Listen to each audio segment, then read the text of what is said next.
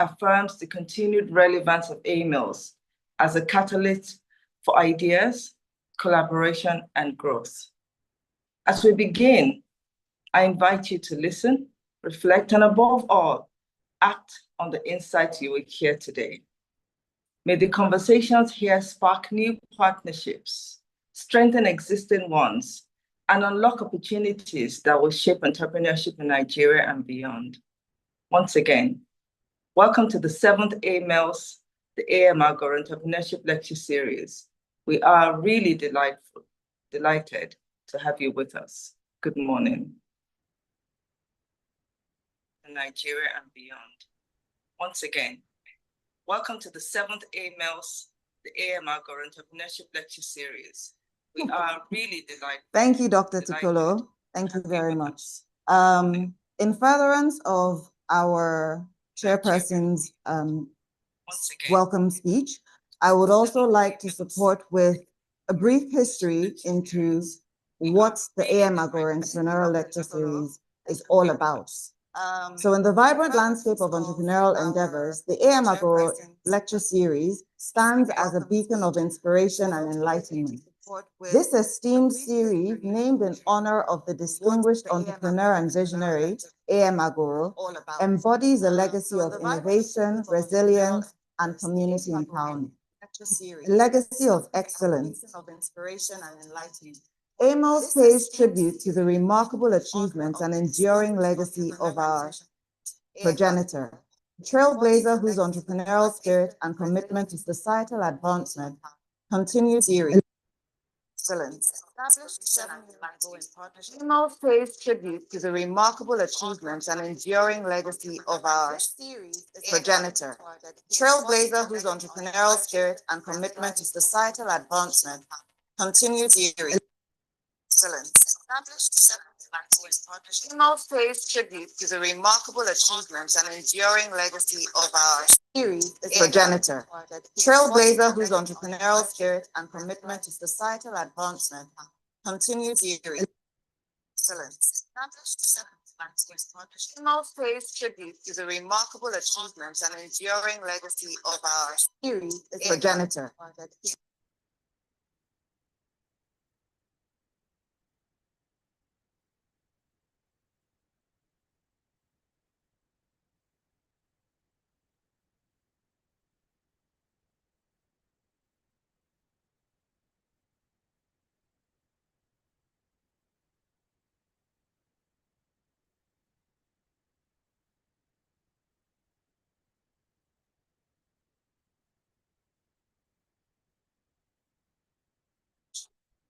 Celebrating diversity and inclusion.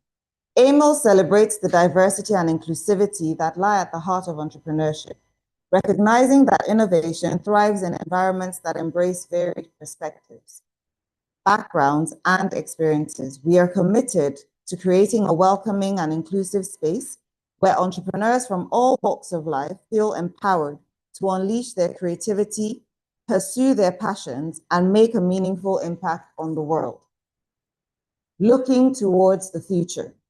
As we embark on the next chapter of AMAELS, we remain steadfast in our commitment to fostering a culture of entrepreneurship, innovation, and social responsibility. Through collaboration, mentorship, and ongoing engagement, we aspire to cultivate a thriving ecosystem of entrepreneurship that drives economic growth, fosters social change, and transforms lives for the better. Join us as we continue this exciting journey of exploration, discovery, and empowerment through the Agoro Entrepreneurship Lecture Series. Together, let us inspire, innovate, and ignite the entrepreneurial spirit within us all. Welcome again to AMAELS, where entrepreneurship meets excellence.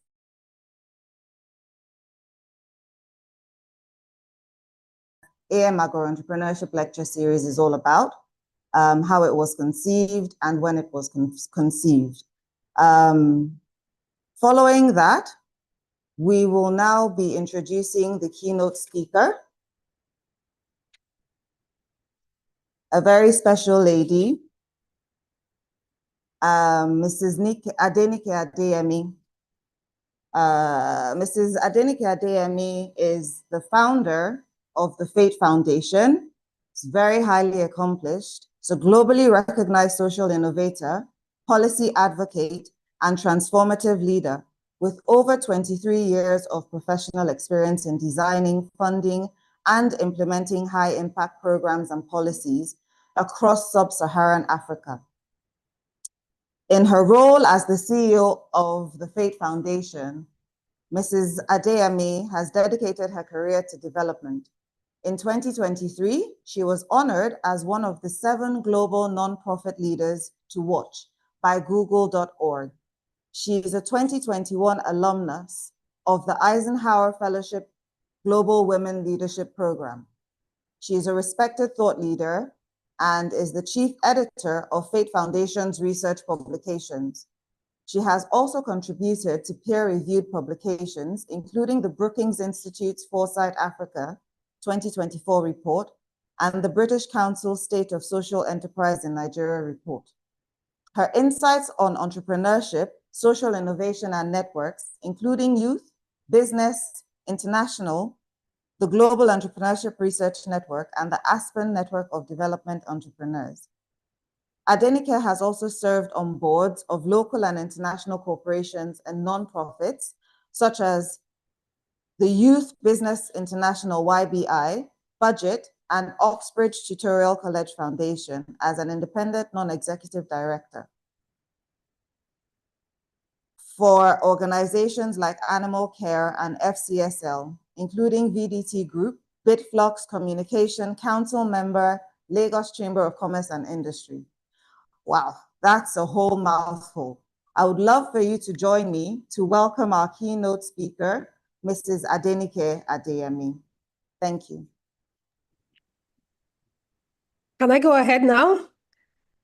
Fantastic. Thank you very much. Good morning. Thank you very much, Mr. Okunola, for the introductions. I am really, really delighted to be here as the keynote speaker for the 7th AMAELS lecture. I really would like to appreciate the members of the planning committee, Dr.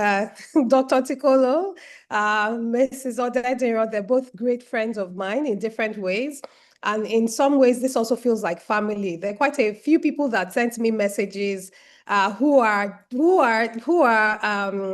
family members of the Agoro family and friends in so many ways. So it was really great to see that. And a shout out also to Mr. Abiodun Jaji too. So thank you very much. I do want to correct something. I am not the founder of Fate Foundation. I am the executive director for Fate Foundation. So it was founded by Mr. Bolade, an entrepreneur himself 25 years ago. And we're very excited to be celebrating 25 years this year. So thank you very much. I am going to be sharing my screen and share a presentation that I have presented. And we'll be juggling reading a speech too at the same time because, again, this is a lecture series, so not a presentation. So I hope everybody can see my slides. Fantastic. Thank you very much. So thank you very much, everyone. It's really with profound honor to be here today. After not being able to make a previous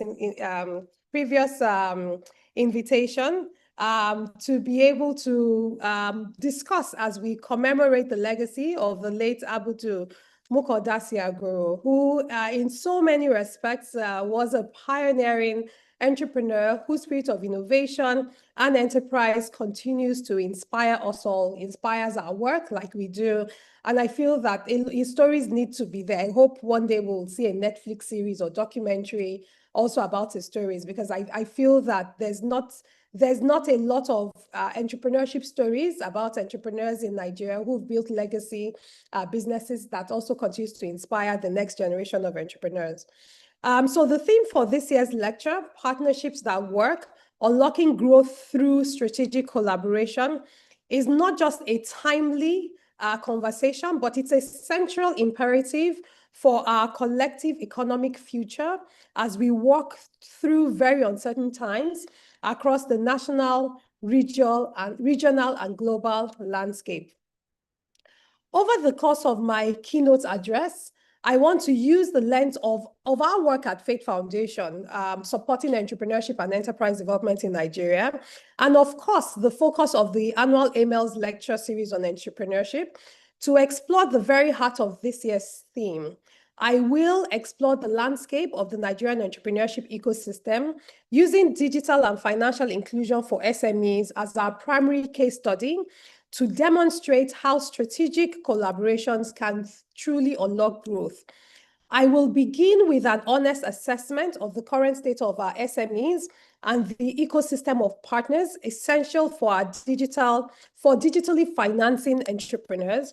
And from there, I will briefly discuss the immense SME financing gap, applying a gender lens to understand its full dimensions. I will also map the challenges and opportunities this gap presents, clarifying the specific roles for stakeholders and what they must play, using the opportunities with the open banking system as a powerful example of a partnership enabler. And I will conclude by outlining a clear set of expectations and a call to action, defining how each of us here can contribute to building the partnerships that will fully unlock the vast growth potential of Nigerian SMEs. So please join me on this journey. Great. So there really is so much. Like we all know the unquestionable power of SMEs and the Nigerian context. And I want to first of all note that in my speech, I am choosing to focus on small and growing businesses who are the foundations of global and local economies. And for the purpose of our lecture series today, I will be using the broad term SMEs as a general purpose term for the full spectrum of micro, small, and medium enterprises in Nigeria. According to the Nigerian Bureau of Statistics and the Small and Medium Enterprises Development Agency of Nigeria, who have classified, in fact, recently, we now have nano, micro, small, and medium enterprises. But so when you hear me say SMEs, that's the full extent that I mean. I didn't want to use that mouthful acronym. Globally, SMEs account for a staggering 90% of all firms and provide 70% of employment. They are the engines of job creation and the crucibles of radical innovation. In our country, Nigeria, their contribution is monumental, accounting for approximately 84% of employment and contributing about 49% to our national GDP. However, this also reveals a critical paradox: our productivity gap. The fact that businesses representing over 90% of all firms contribute less than 50% to our GDP is a clear indicator that their immense potential is being constrained. So while their contribution to employment is vital, their impact on productivity is limited. Unlocking this productivity is key to unlocking true sustainable socioeconomic growth. And the question we must address, and part of the questions I seek to address, is how we can empower these businesses to not just survive and employ, but to innovate, scale, and become the titans of productivity and unlock growth potential for the country at the national and subnational levels. So let's talk about the Nigerian entrepreneurial landscape, and I'll use insights from some of our research at the Faith Institute. At Faith Foundation, our research arm, the Faith Institute, is dedicated to understanding the pulse of entrepreneurship in Nigeria. And over the last 4 years, we have published an annual State of Entrepreneurship in Nigeria report with data that is disaggregated along state levels, gender, and age, using 5 index areas. And as you can see on the screen, I've presented the data for the last 3 years. And this data, we do it across the 36 states and the Federal Capital Territory. And you can see the 5 indicator areas we've been measuring on over the last 4 years, and the ranks over the last, for the last 3 years at least. If you look at the 5 indicator areas we have, perception of entrepreneurship, perception of opportunities index is at 0.70, and this is on a scale of 1.0. This is high, relatively speaking, and it demonstrates that even despite the challenges, Nigerians continue to see entrepreneurship as a viable and promising path, and I think this is worthy of celebration. Innovation and digital technology adoption is something that we've also consistently explored because of the opportunities with digital adoption. And I'll talk about that later when I talk about digital inclusion. It indicates a growing but incomplete adoption of digital tools. Business performance, which typically measures business survival, business creation, so mortality and growth rate of businesses, and then performance such as like revenue growth, ability to access capital. It's at 4.44, which is low, and it reflects some resilience but also the struggle of achieving consistent high-level growth. Skills acquisition index was something that personally surprised me, and it was poor, which showed a dip last year, showing a poor outcome on the desire and efforts by entrepreneurs to acquire new skills.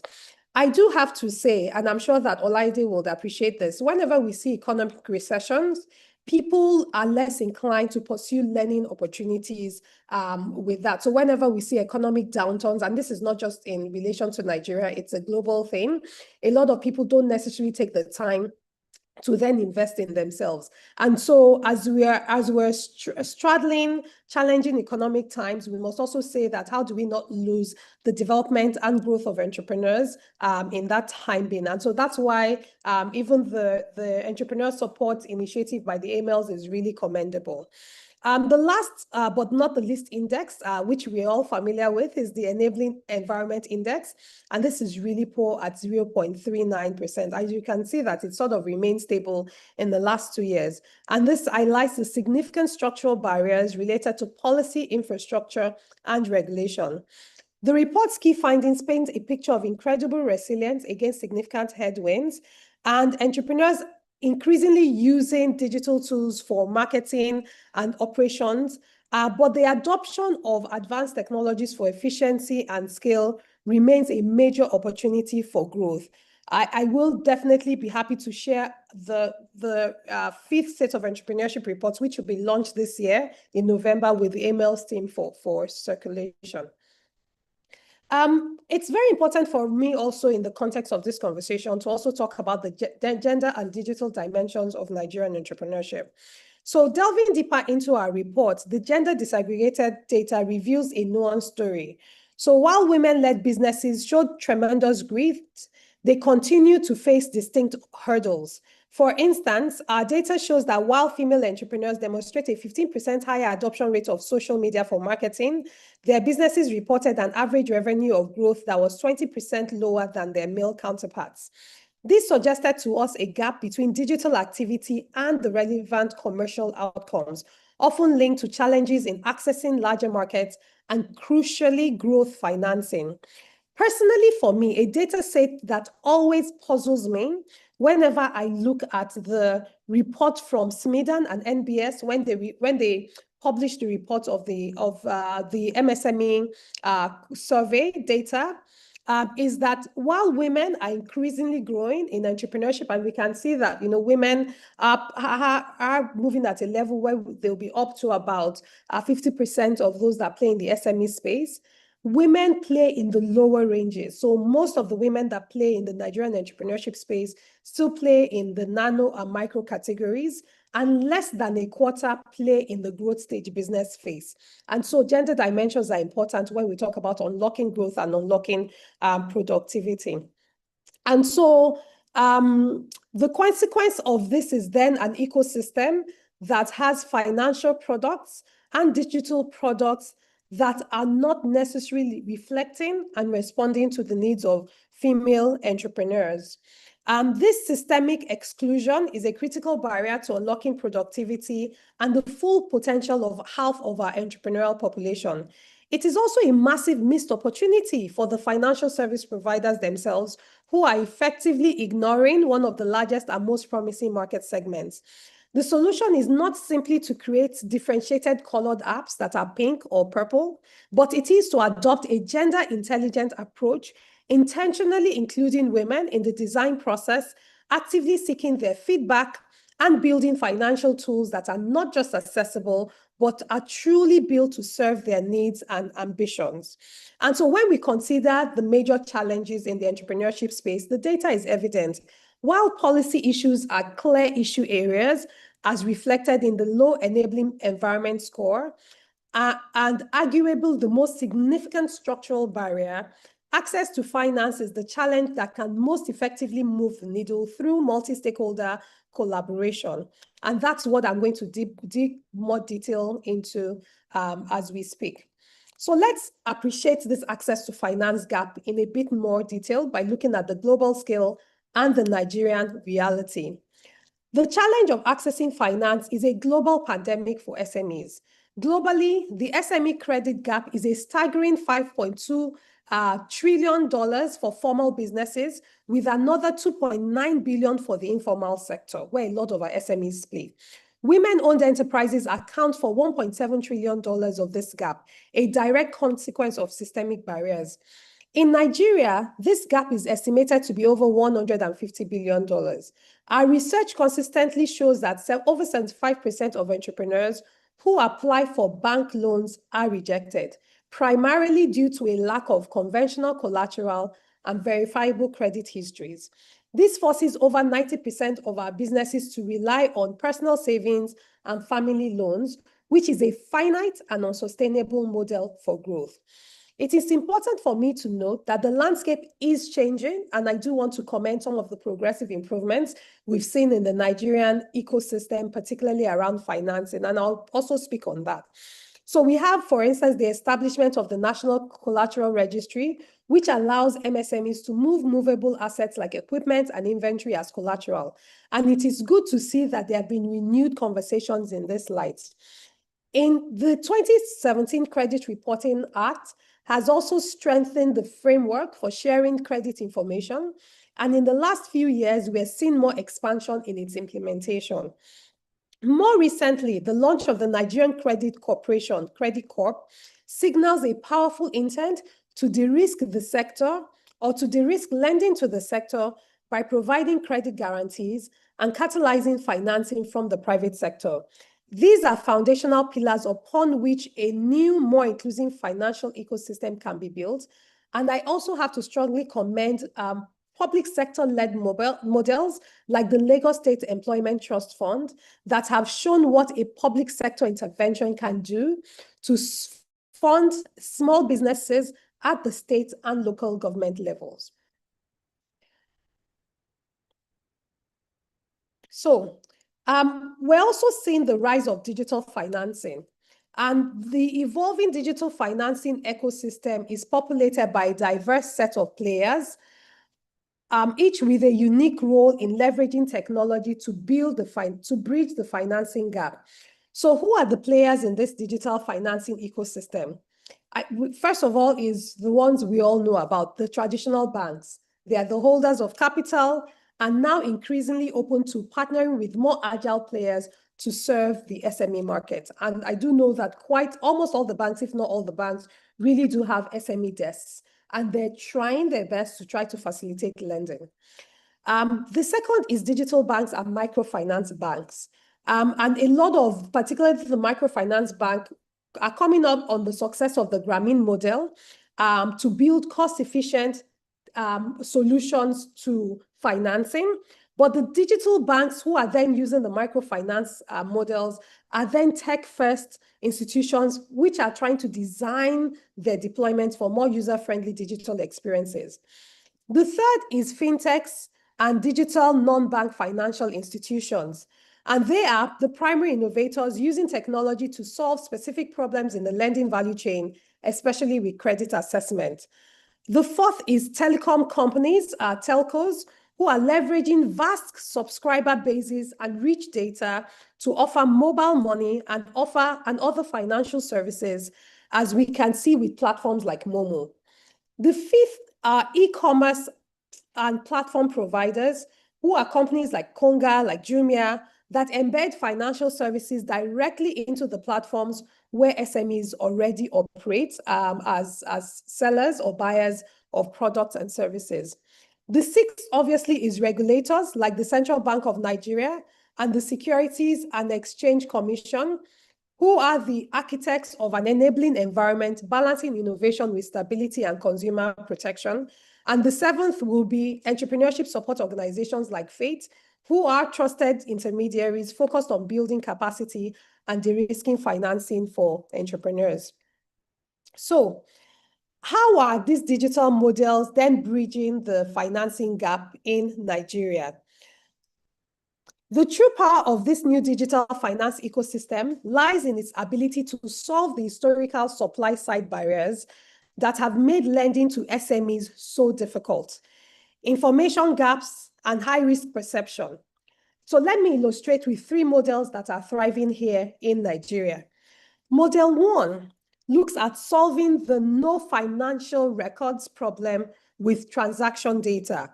So consider a fintech like MoneyPoint. I mean, they've been in the news for the rounds that they've made, and even some of the small businesses that have, gotten significant revenues through their payment channels. By providing SMEs with point of sales terminals, they gain direct visibility into a business's daily sales and cash flow.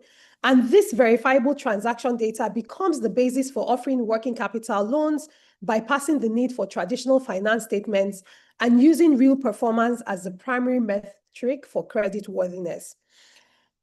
The second model tries to solve the misuse of funds problem with input financing.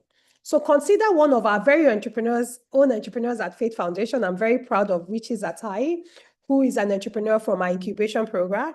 He's the founder of Winich Farms, which is a rapidly growing agribusiness. And for a business like theirs, access to quality inputs like seeds and fertilizer is critical for small stakeholders, farmers. And an innovative input financing model, which they deploy, ensures that credit is provided not as cash, but as the specific productive assets needed for growth. This de-risks the loan for the financier and guarantees that the capital is used directly to increase the farm's productivity and capacity to repay. Model 3 tries to solve the no collateral problem with alternative data. So consider a digital lender like Fair Money. For an entrepreneur with no fiscal assets to pledge, Fair Money's app analyzes alternative data points on their smartphone, with their permission, of course, and assesses patterns in mobile money transactions, contact networks, and app usage to build a proprietary credit score, creating a financial identity for those who are credit invisible. So we see that there is immense opportunities in digital financing to bridge the financing gap. But despite this immense promise, the path to a fully inclusive digital finance ecosystem in Nigeria is not without its obstacles. So what are some of the key challenges that we see? So first is the trust deficit.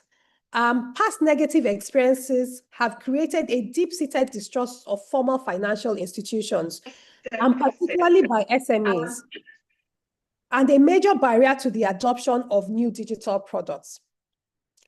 The second is the digital and gender divide, and I talked a lot about that when I was talking about the gender disaggregated data. So, but we see that also in technology adoption. While mobile penetration is high, gaps in smartphone ownership and internet usage, particularly for women, can exclude many from these new opportunities. The third is something that we consistently try to work on at Faith Foundation, which is low financial and digital literacy, where many entrepreneurs lack the skills to confidently navigate digital financial products and understand their terms.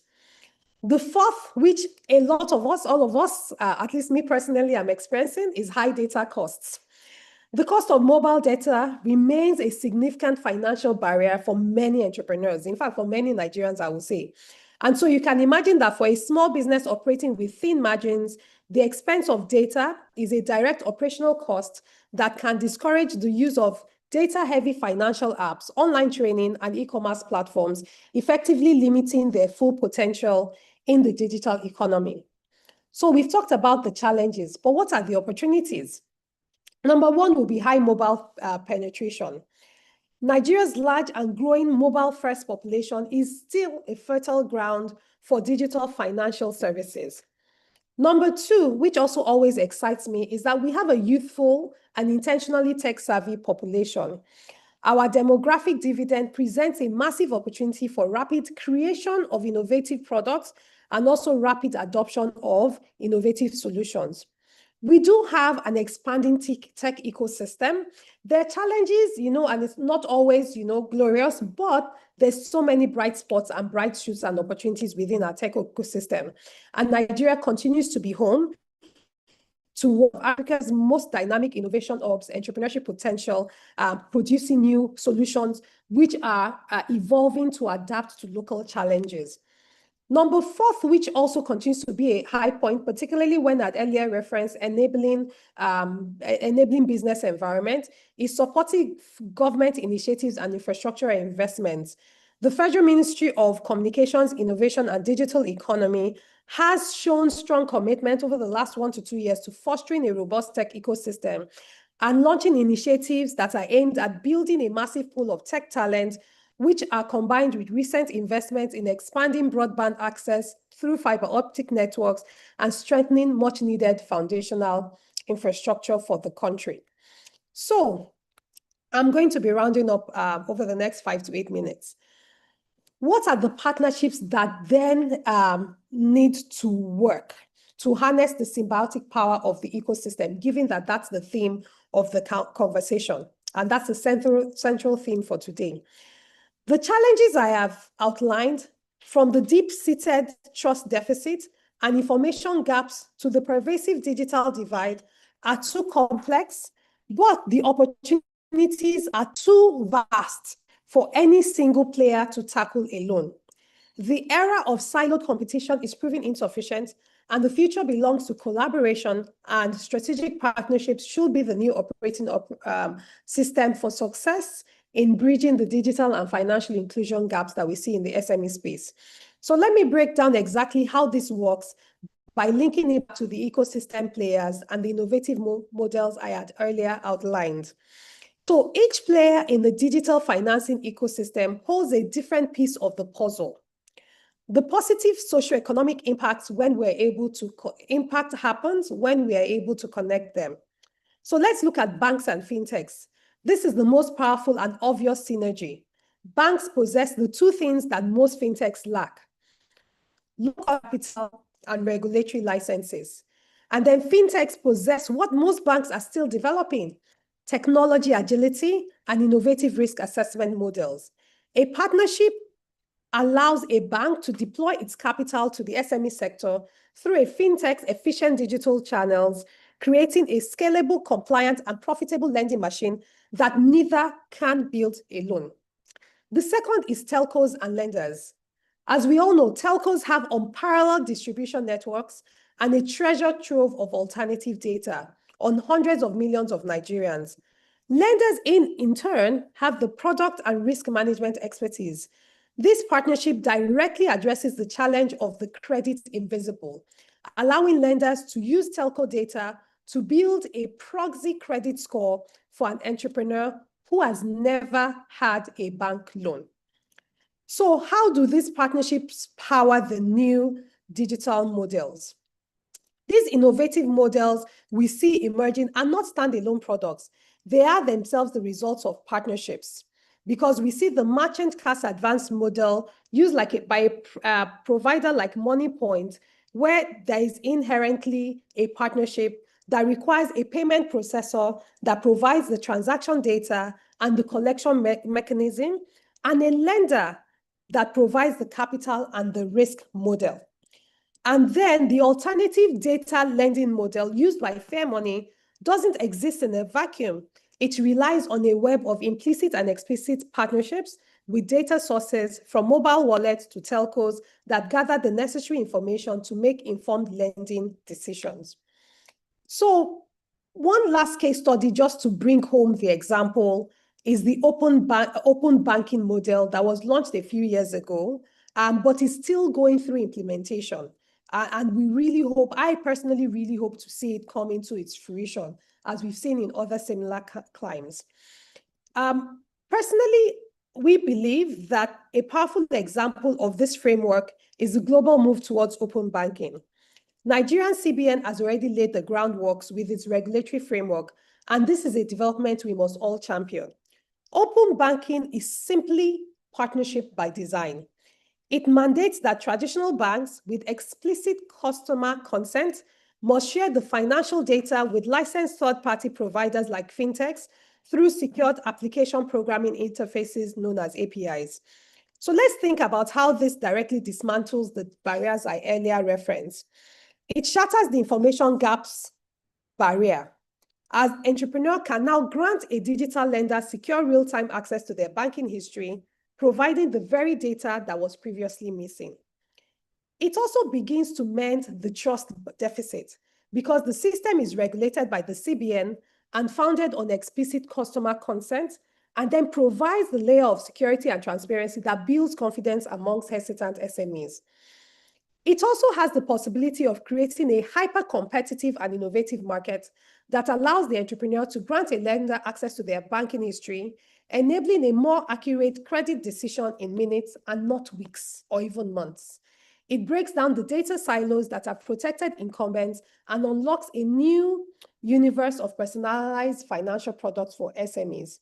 To me, this is the perfect illustration of how policy can create a framework that catalyzes the collaboration needed to drive financial inclusion.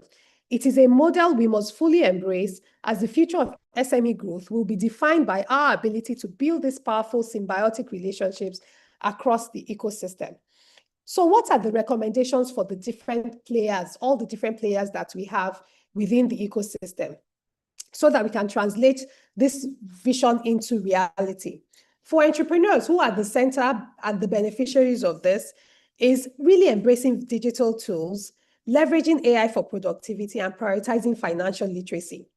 For those who provide financing, so banks, VCs, lenders, angel investors, and the likes, looking beyond collateral is important, and investing in developing new credit risk models that incorporate alternative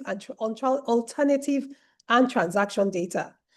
AI also presents the opportunity. AI has its challenges, I would say, but it also presents the opportunities for improved decision-making, where you can employ AI and machine learning for more sophisticated credit scoring, real-time fraud detection, and identifying early signs of distress in your portfolio. Please partner, don't compete. Actively seek out fintech partners to build hybrid lending models and learn from the partnership models thriving in other climes as examples. What about some of our other players? For the digital finance players, the fintechs, please design for inclusion. Adopt a gender-intelligent approach. Use gender disaggregated data to understand and design products that meet the unique needs of women entrepreneurs. And please use AI responsibly. Leverage it to create more inclusive algorithms, but be vigilant about mitigating inherent biases in the data to ensure that your technology does not perpetuate exclusion and also has the relevant local Nigerian geographic context as required. Also prioritize transparency and trust. Be radically transparent about fees, interest rates, and data uses. And also invest in a model that I've recently learned called Feed Digital. So it's physical and digital. And so which means that you're strategically blending the efficiency and scale of digital platforms with the trust building power of a physical presence to create a seamless customer experience. It is an essential approach for overcoming key barriers in developing markets like ours, such as trust deficit and low digital literacy, which a purely virtual experience can worsen. And when this physical touch point is supported by excellent and accessible customer service across all channels, it transforms the relationship from a simple impersonal interaction into a trusted partnership, which is the foundation for building the lasting partnerships necessary for long-term customer loyalty and success. For policymakers and regulators, please champion enabling regulation. Fully implement the open banking framework, learn from global principles of what's working, and there are really some very good, interesting models in Latin America, in Asia too, that we can also adapt. Invest in digital and data infrastructure, or maybe implement the policies that we're seeing within the relevant ministries around improving accessible and affordable broadband and internet, and also protect customers. by vigorously enforcing customer protection laws to weed out predatory lenders and build trust in the digital credit market. I do know that we've seen experiences where there are predatory digital finance providers on innocent SME businesses, and it really can be terrible. For enterprise support organizations like our space, Be the Bridge, we must serve as the trusted intermediary between the entrepreneurs and the financial ecosystem. We must teach AI, we must teach digital readiness, our curriculum must evolve, we must prepare entrepreneurs not just to run a business, but to run a digitally enabled AI leveraging business that is ready to be, that is ready for digital finance. So in conclusion, distinguished ladies and gentlemen, we do have a huge task before us. Bridging a multi-billion-dollar financing gap and empowering entrepreneurs, millions of entrepreneurs, is the work of generations. This is, however, not insurmountable. And with over a decade of working directly with entrepreneurs, despite the challenges of the operating environment, I, Adenike Adeyemi, am more optimistic than ever. We do have the vast entrepreneurial talent in Nigeria. We have evolving technological tools. And as evidenced by this gathering that comes every year to discuss on priorities for entrepreneurship in Nigeria, we do have the will to collaborate. The future growth and productivity of Nigeria will not be unlocked by a single government policy, a single tech unicorn, or a single visionary entrepreneur. It will be unlocked by the partnerships we need to develop and sustain. It will be unlocked when we commit to building an ecosystem where finance is not a barrier, but an enabler, where technology is not a divider, but an includer, and where Nigerian entrepreneurs with viable ideas have strong chances to build legacies. I hope we can leave this lecture series founded in the memory of a visionary entrepreneur, that we individually and collectively can be the architects of that future. Thank you for listening to me. I do appreciate your time, and I'm honored to be the keynote speaker of this year's AMAELS lecture series. Thank you very much, and I look forward to the Q&A. Thank you very much, Mrs. Adeyemi. Thank you very much for your insightful presentation. I hope a lot of us have understood what was communicated and will be reflecting and asking ourselves which of our current partnerships are truly unlocking growth and which ones do we consider might need a bit of rethinking. It's been very impactful. Thank you very much. Now we will be moving on to the next segment, which is the Agoro Entrepreneurship Support Initiative. A few years ago, it was decided that we should not limit our efforts to just the lecture series. And born from that, the Agoro Entrepreneur Support Initiative was born to be able to sow some seeds and make an impact on the lives and businesses of SMEs, with a token amount that would make a huge and significant impact in their businesses. So now we will play a little video to show how far we've come in the past 3 years of the Agoro Entrepreneur Support Initiative, AMAESI. Thank you. The Agoro family has been supporting entrepreneurs through its Agoro Entrepreneur Support Initiative, AMAESI. The initiative was created with one clear mission: to empower small businesses and young entrepreneurs across Lagos State. Through AMAESI, we provide grant in direct business funding, mentorship from experienced professionals, targeted business training and support. These benefits equip entrepreneurs not just to survive, but to grow sustainable businesses that create jobs and lasting impact. Since its inception,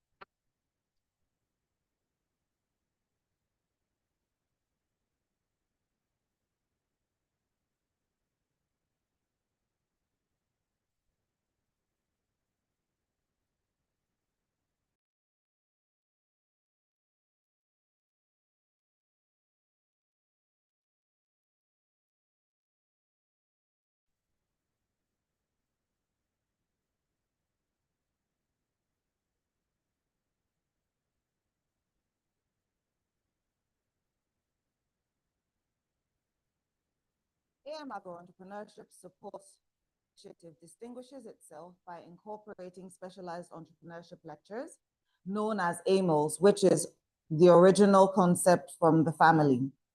These serve as a valuable knowledge-sharing platform where entrepreneurs gain insights from industry experts, thought leaders, and successful business practitioners. Covering a spectrum of topics, AMAELS lectures provide a dynamic learning environment that equips entrepreneurs with the latest trends, strategies, and practical know-how. Grants for small businesses. At the core of the initiative support system lies the provision of financial assistance through grants for small businesses.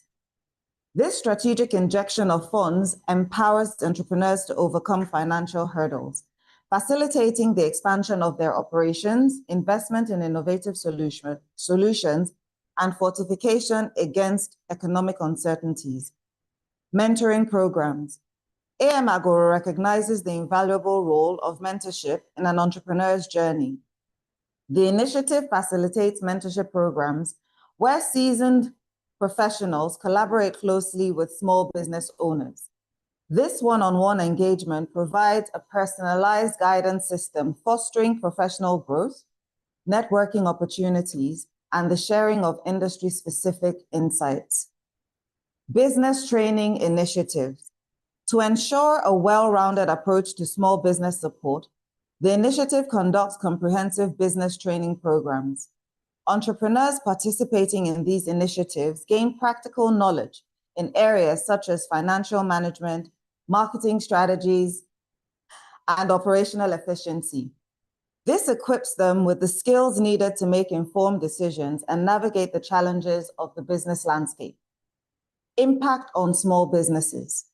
Knowledge enrichment. The incorporation of AMAELS lectures ensures entrepreneurs stay abreast of the latest trends and best practices, fostering continuous learning and adaptability. Financial empowerment.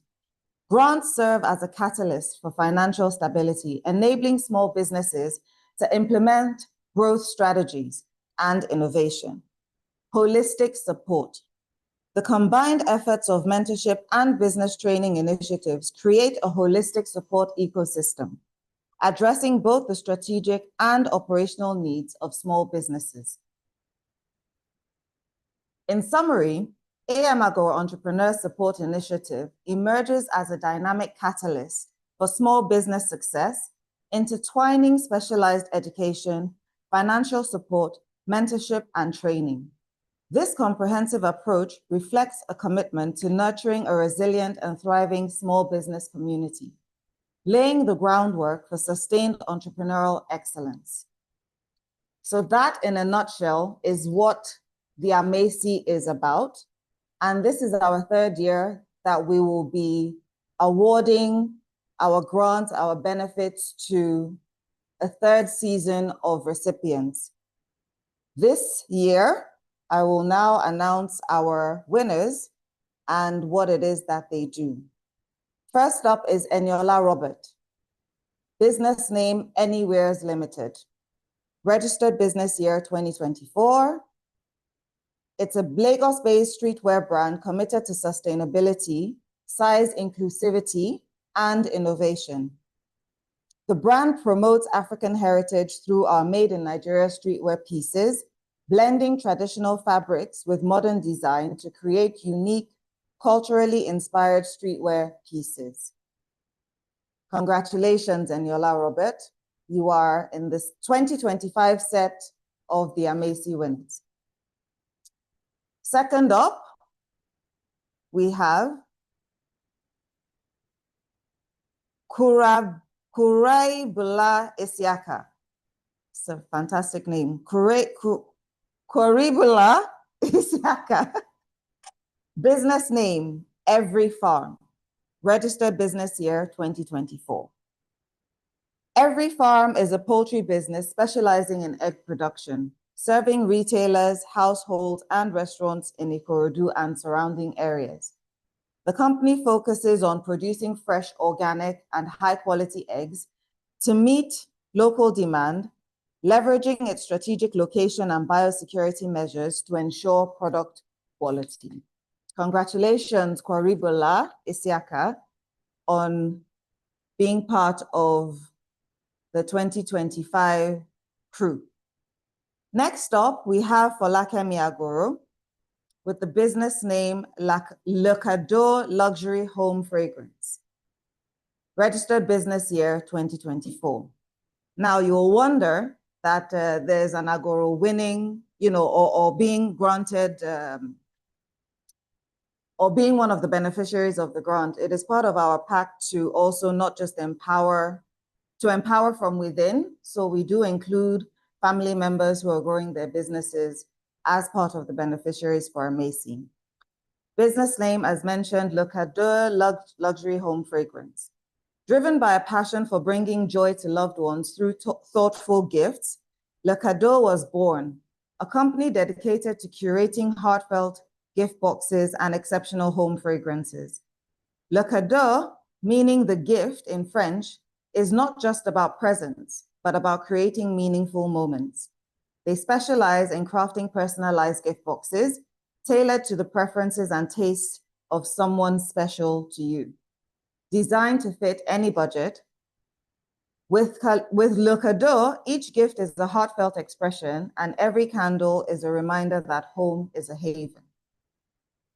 Our fourth beneficiary is Halima Oyindamola Olanase. Her business name is HQ Healthy Treats Limited, registered business year 2023. HQ Healthy Treats Limited was born from a passion for healthy living and a desire to address the issue of post-harvest fruit waste in Lagos. So there's a bit of eco-sustainability there. Founded by Halima Oyindamola Olanase, they believe that everyone deserves access to fresh natural fruit products and work closely with local farmers, ensuring they have a reliable market for their produce, while transforming their fruits into vibrant, preservative-free juices, smoothies, and pre-cut fruit. Congratulations to our 4 beneficiaries for the class of 2025. Congratulations to you. Now, going forward, we are supposed to launch right into the panel session, but I've just been told that there were some technical glitches with the original AMAESI video. So we will just take that again quickly. It's a short video, but it gives a brief overview of what the AM Agoro Entrepreneurship Support Initiative is all about. So we'll play that just briefly now. Thank you very much for being here. The AM Agoro family has been supporting entrepreneurs through its AM Agoro Entrepreneur Support Initiative, AMAESI. The initiative was created with one clear mission: to empower small businesses and young entrepreneurs across Lagos State. Through AMAESI, we provide grant in direct business funding, mentorship from experienced professionals, targeted business training and support. These benefits equip entrepreneurs not just to survive, but to grow sustainable businesses that create jobs and lasting impact. Since its inception, AMAESI has continued to nurture innovation, open doors of opportunity, and strengthen businesses that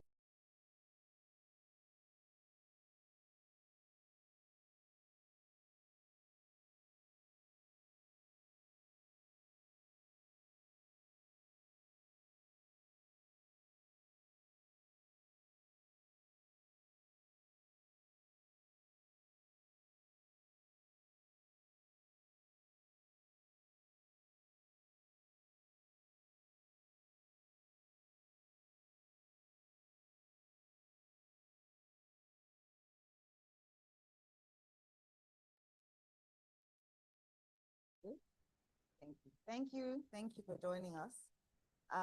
Now we will be delving into the panelist, into the panelist session. I will be doing a brief intro of our moderator for today, my cousin and also a great-grandchild of the AM Agoro himself. Please, let's welcome our moderator, Mrs. Olayide Odediran. And I'll give a brief bio on her. She's the lead for workforce development in Africa at Acumen, a global nonprofit investing in social enterprises tackling poverty. She's also an ED of Dyslexia Nigeria and founder of Kiara Jewelry, bringing over 15 years of experience at the intersection of strategy, impact, and entrepreneurship. Please join me to welcome our moderator for today's event, Mrs. Olayide Odediran. Thank you so much, Karima. Can I just confirm that you can hear me? Yes. Great. Thank Olayide, you you're so on much. now. Yes, can you hear me? Yes, we can hear you. Fantastic.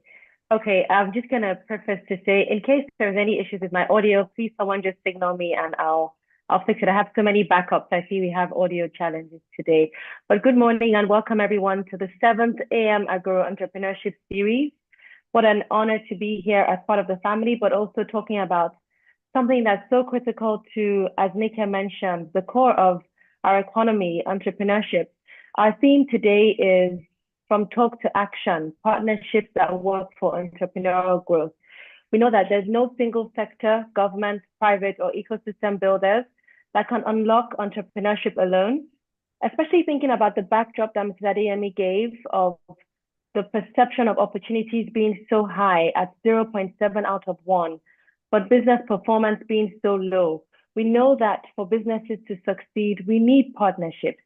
But we also know that partnerships in Nigeria can face bureaucracy or mistrust or unequal power. And I know Ms. Adeyemi's keynote gave us an incredibly rich overview of the ecosystem. What we want to do now is focus on entrepreneurs themselves. So we move beyond theory into practical lessons, real stories, and tangible advice that you can use on your own entrepreneurial journey. I am joined by three others. You know Adenike Adeyemi as a globally recognized social innovator, CEO of Big Foundation. She was the one who spoke with us and started this session today with that wonderful keynote. So I will introduce you to my next incredible leader, Mr. Sinari Bolade Daranijo, who is a seasoned multipreneur, impact investor, thought leader with over 3 decades of entrepreneurial experience in Nigeria. As CEO of SINBOL Group, he leads a diversified portfolio spanning technology, telecoms, security, manufacturing, oil and gas, and export trade consultancy. Wow.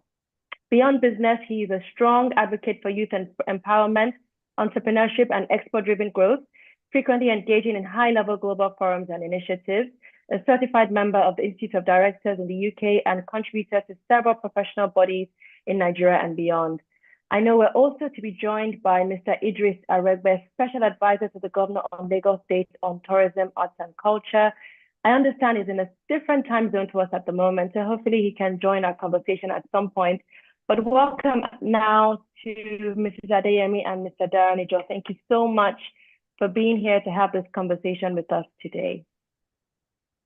I'm going to give Adeyemi a moment to rest her vocal cords so she doesn't have to start this part again first and go straight to Mr. Daranijo. Thank you so much for joining us and bringing your wealth of expertise to us today. I know when the keynote was happening, and I was hearing a lot about finance and partnerships. I found myself wondering, as an entrepreneur myself, when I think about applying for a loan or something, is finance a partnership? So I thought maybe the best place to start would be, what do we actually mean by a partnership? So I'll ask you first, what do you view as a partnership, especially from the entrepreneurial point of view? And what is it that drives your belief in this power of partnership? Good morning, everybody. To answer your question this morning, we'll just go straight into it. I mean, no need for introductions anymore. What do I view as a definition for partnerships? Primarily, I mean, in a country like ours, you partner other organizations to focus on to reach a goal. So I just give you practical examples. Don't let's talk of definitions. Too many people talk about MBA, starting schools and all that. Let's look at it. You want to work with an international company, say like a Mobile, a Chevron and all that. I've been rendering, say, a cleaning service. I mean, a very low-based service. And you'd like to, work for Mobile or Chevron. Definitely, you know that your profile will never get you into the door.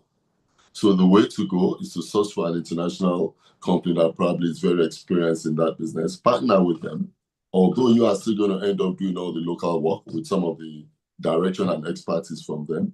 But as soon as you can get that partnership in place, it gives you a leg into the company you want to work for. For instance, if Mobile is an American company, you can find an American partner. If it's Total, a French company, you find a French cleaning company that you can work with, and that gives you direct access. That breaks barriers for you. Straight and easy. And that's what pushes up SMEs, into corporate world if you want to scale from the service level. Fantastic. Thank you so much for that. I mean, you've taken us straight into the heart of the conversation, because one of the things I wanted to ask, and I think is now a timely thing to ask, is what you've raised about having that access, network, something to partner. And I know that for many of us listening, and even for me, when we think about access, you're talking about Mobile and Chevron and French partnerships. Some of these seem so far-fetched to many of us. So for a lot of young Nigerians who don't know the MD of Mobile or have access to the Chief Strategy Officer of MTN, don't have the right network, and don't think that they have that sort of reach, what do you think is one strategy that can work when you don't already have that access to begin to get your leg in the door to the right partner? Okay, so one of the key features of an entrepreneur is to understand that your network is your net worth. So whatever you do as an entrepreneur, it's not just what you do. You also need to extend your finds into your entire environment. Family, friends, old school mates, people you meet. You just have to increase that your social network as an entrepreneur, because it helps a lot. I mean, to be able to get onto the next level in business, you need those. There are things that are not taught in business school, but as you navigate the trenches of entrepreneurship, you realize that you definitely need to have that leg in. I mean, you want to go into an organization that is fully fenced. The security people will not even allow you in. You need at least the receptionist or have a friend who works in that entire organization to let you in and to take you into work. We've done that a lot of times. And breaking those barriers are quite ingenious, and it's only experience that can teach you the breaking into those bigger organizations if you want to get all that done. But I mean, primarily, as I said, it still stands basically on your network and your network. Another area that obviously is partnerships, like I said. You partner an organization that could also take you into a bigger organization. As a small entrepreneur, there's no way you can scale by just using your own little experience to break it, unless you wait the time. You will just have to build that experience to get into, those levels. You cannot start business in 1 year and want to be talking to the MD of Mobile. You have to still build your time, unless you climb onto someone's back. Fantastic. Thank you very much for that. I mean, your network is your net worth. I wrote that down, but also that only experience can teach you. And I think that's something I want to bring to you, Mr. Adeyemi, working with entrepreneurs. Only experience can teach you still sounds like so far-fetched. How many years am I going to be at this? How am I ever going to get into the right circles? What is something systemic that you bring when you work with entrepreneurs to help them break those barriers to start to reach the right partners? Thank you. Great question. If you think of the social impact space, you think of the SDGs, for instance, the Sustainable Development Goals. There are 17 SDG goals that says, quality education, clean drinking water, climate change, everything. But the last one is what? Partnerships for the goals. Is that in trying to address this large systemic issues, whether health, education, climate change, resources, whatever it is, gender equality, that it is not, no man is an island, and this thing cannot be done alone. It has to be done in collaboration with other people, because everybody has different things that they bring to the table. So, for instance, we provide financial and non-financial service support to entrepreneurs, but we can't do that by ourselves. We need people that have capital, that can connect with the entrepreneurs. We need people that have opportunities for access to markets, for instance, to be able to take them there. We need partnerships with policymakers in government, so that our entrepreneurs can understand the policy space with which their businesses or their sectors operate in and really comply with what's required to be there. And the idea again behind entrepreneurship really is that, you have an idea for a product, for a service, and then you bring in different resources. In a lot of cases, those resources that you're bringing in to actualize that idea to a sustainable venture belongs to so many other people or is in the hands of every other person. And so part of your ability as an entrepreneur, as an individual, is to be able to convince people why they need to give resources to you or engage or exchange resources with you in a way that that also creates a win-win for them, to then help you accelerate your own ability to be able to start and run and grow a business. Even bringing people to work in your business is a form of a partnership. And the world of work has changed in different ways. And I know that even in some cases, we have some entrepreneurs who say, they have to pitch to potential employees, why their organization is a good way to work. And so, yes, there's an employee-employer relationship, but they are required to work with you in the way you've set up your work structure to then help you to also fulfill your business growth.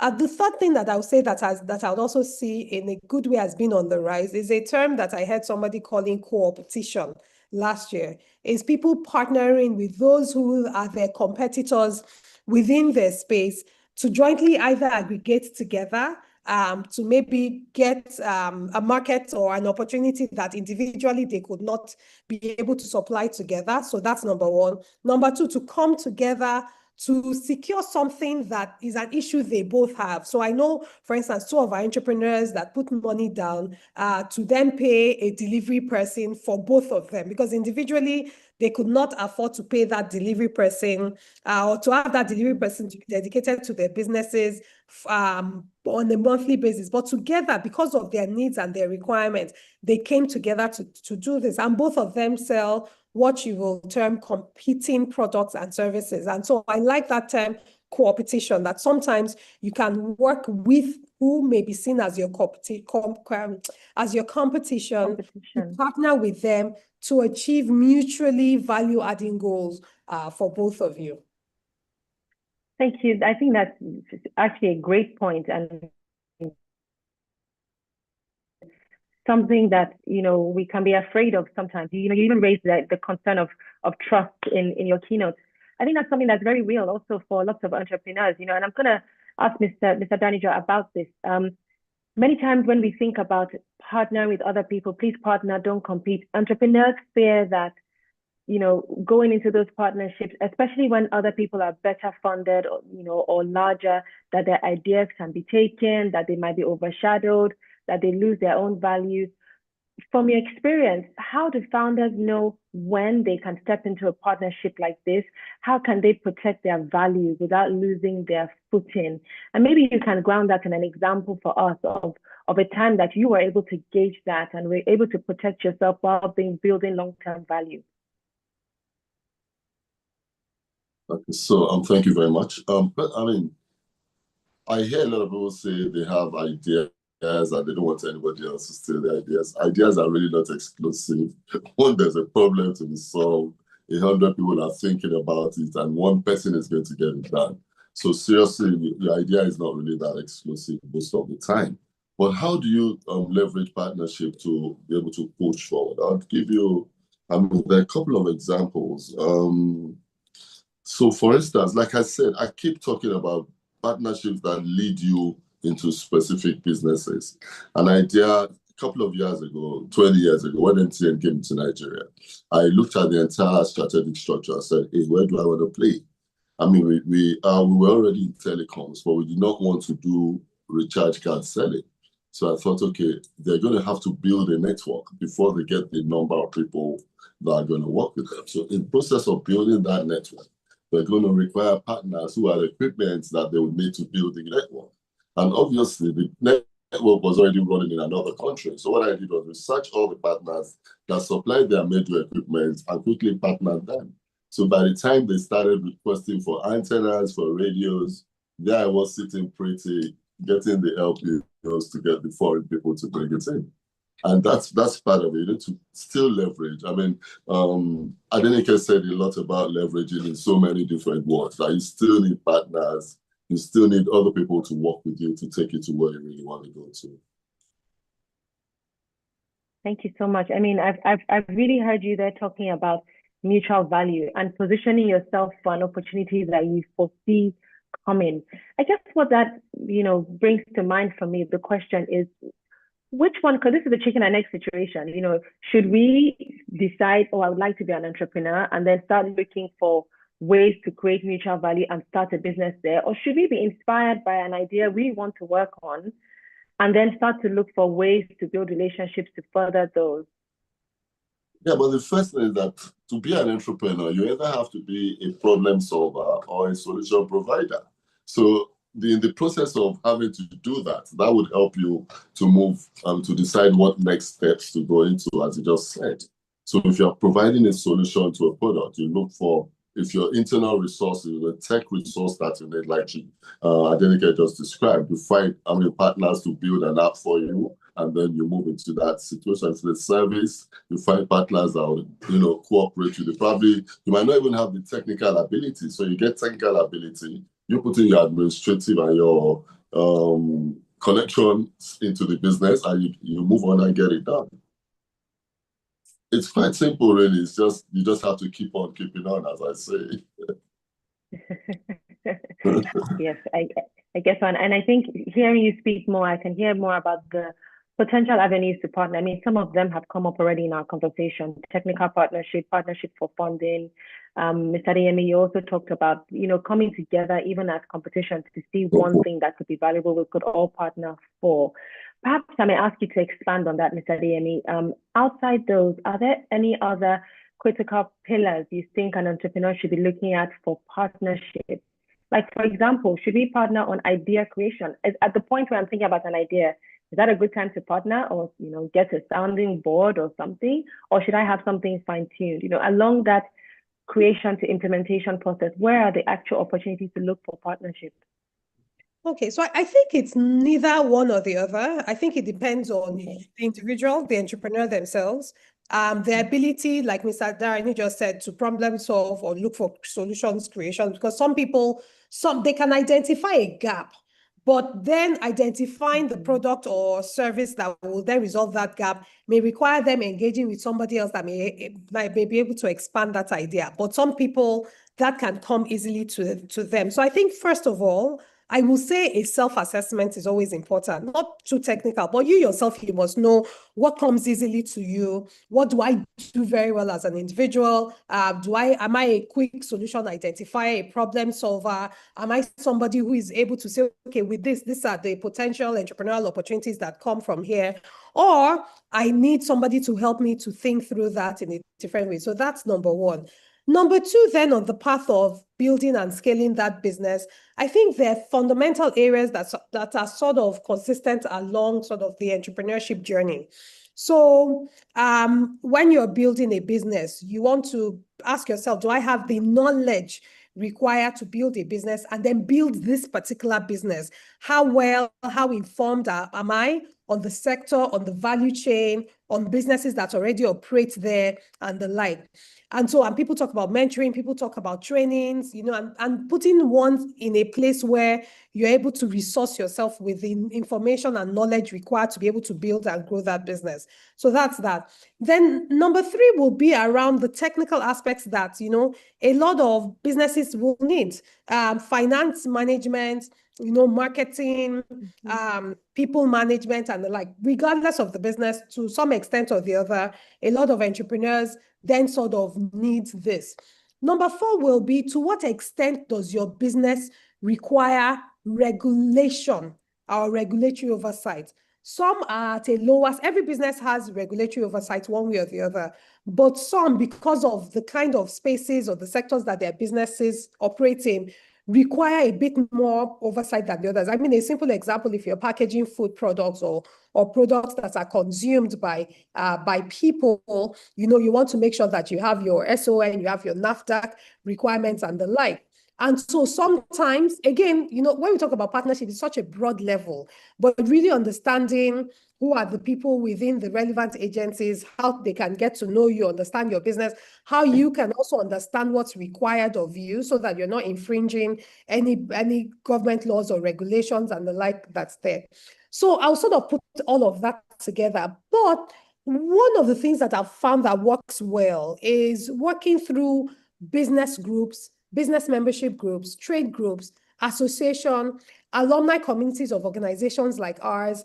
You partner with people you can partner with people, or you can think of partnering with people who are in similar places like you, or maybe in similar entrepreneurial groups like you, and who need information in different forms like you do. And as a group, you can come together to seek funding to make advocacy case for policy regulations in different ways. So partnerships can happen in spaces like that, you know, chambers of commerce, industry groups, trade groups, associations, and the like. Because sometimes you may not even realize that you need partnership in something or you need help in something until you are in a space where other people are then bringing up an issue that you realize, oh, it's also a consistent issue with you, or an issue that you may not know you will face, but some people have already done the business ahead and have faced the issue. And so they're proactively bringing it up, you know, for you to already then de-risk your chances of not resolving those issues that they've had. So I hope I've answered your question. Absolutely. Thank you so much. So many different avenues you brought up there. And I heard a lot about knowing yourself and your business first, basically conducting a strengths, weaknesses, opportunities, threats, a SWOT on yourself, and then identify where you need help. And then look at the technical aspect. And partnership doesn't necessarily mean going to meet one person or one organization. It could be very well through associations, alumni groups, and others, as you mentioned. So thank you very much for that. I think that really helps. Perhaps now we can take the conversation towards scale. I think we've talked a lot about starting the business and thinking about partnerships at that first point. When we look at scale, Mr. Daranijo, do you think that there's a different thinking cap to apply for partnerships when you compare, you know, wanting to grow your business within your local environment to perhaps going Pan-African or global? Do you think that there's a different lens to apply there? Okay, I'm talking about scaling. I would go back to a live example. We have a factory, we manufacture African soap and cosmetics. And when we were about to start, I thought, instead of going to get a factory space and building the factory from that point, why don't I join an incubator?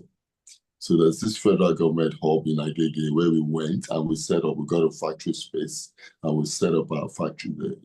And unbelievably, I mean, you find out that while you're there, you get easy access to NAFDAC. They train you, they teach you how to get your certifications.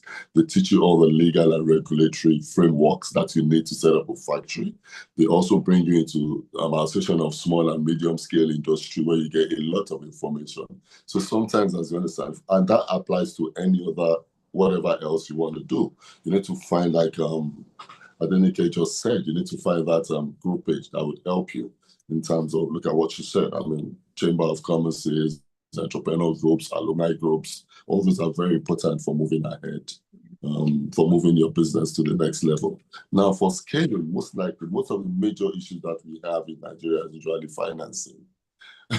So how do you scale? And I also say that scaling doesn't necessarily have to be money. It can be access to bigger markets. And now that you have the tech angle to add to your business, you can actually sell more online these days. So really access to finance, access to markets is a growth area to scale your business at the moment. I mean, ideally, practically, I like to speak practical, not theoretically. Practically, what you find is that most people who want to scale must also be ready to scale. They must have their mindset ready to scale to even be able to deliver. Like she said, there are many factors: delivery, production, pushing your product out. You must be ready to push that way. So you have to scale in bits as well to get to where you want to get to. And that's the way to go. You climb, slowly. Thank you so much for that. I think, that understanding of what scale means also is quite important. Scale is not just access to the money, but also access to markets. And joining that incubator, I think it brings it back to what Ms. Adeyemi mentioned again about joining relevant groups that are helpful. Thank you. Ms. Adeyemi, let's look at when partnerships fail. I'm sure in your experience, you've seen a lot of that happening. What would you say are some of the core points where entrepreneurs sometimes miss the mark and partnerships fail? And how can they avoid those? Yeah, I know.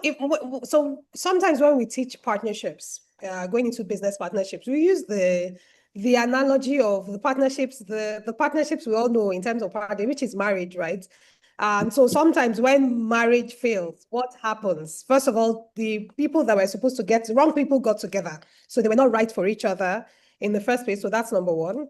Number two, on assumed expectations or unrealistic expectations from each other. So either unrealistic, assumed, unclear, undiscussed, unfinalized expectations from each other. So maybe, yes, the partnerships could have worked, right? But going into the partnerships, but not understanding what's expected from, each other. Well, I'm a very big proponent of partnerships.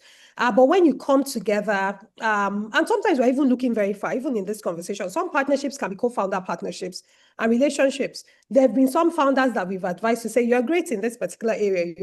You're a great business developer. You understand your business space, where your market is and the like, but you are not able to oversee the operations effectively for the business and it's struggling. So go and get somebody who comes in as a co-founder or maybe like a CEO person for your business.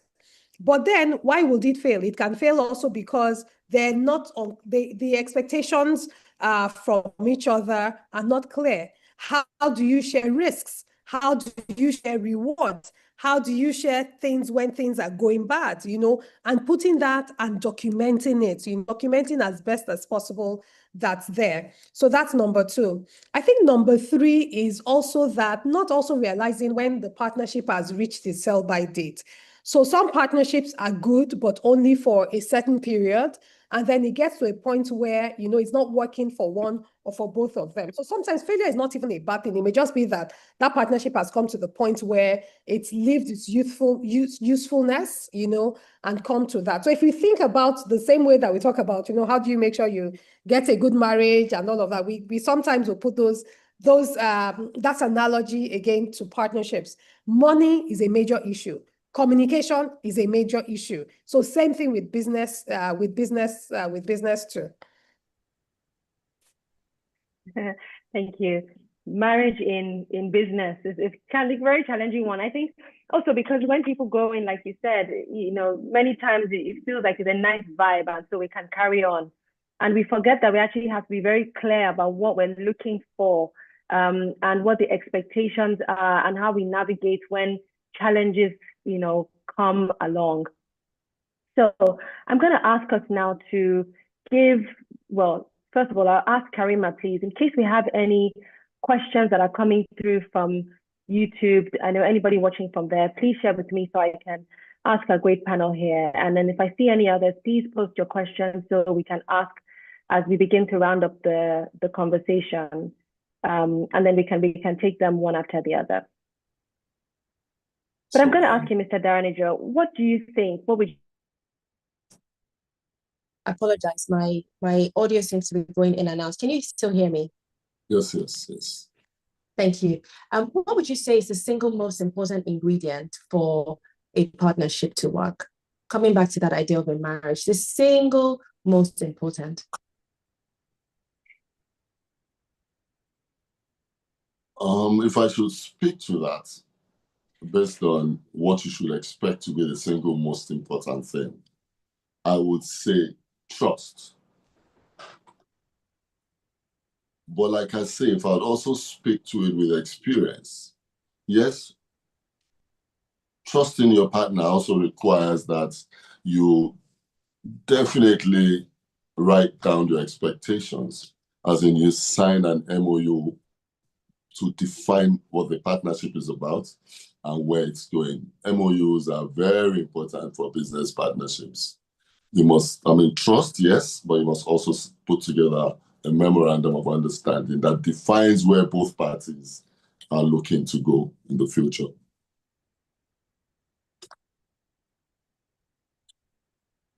Thank you. The MOU, I think even that is something to ask a further question on, in developing an MOU, are there specific places you will recommend people go for resources? Primarily, like I said, this should be live. It's not an AI thing. It's a matter of actually checking individual vision and individual. For instance, I've had a partnership before when we got to a certain level, my partner was satisfied, wanted to step out. Hey, we made so much money. I didn't think we had made enough money, but he wanted to go, so I had to buy him out. And I've had situations where I've had partnerships who look at me and say, hey, I want to buy you out. I want to go this way. And I go, well, I brought the business in, so you can separate and I can go continue my way. So that's why an MOU is very important. There must be a clear understanding of it. Like Adenike said, she spoke about it's a marriage. I must be clear. Even these days, real marriages, people will actually sit down and say, so what's your vision? Do you want to live in Agege or Ikoyi? So that we can both define where we're going from day one. Not that we'll start being in play and we'll find out that our vision is not clearly the same. So aside from saying you trust someone, yes, trust is fine. That's a basic underlying factor. But open communication must now come up.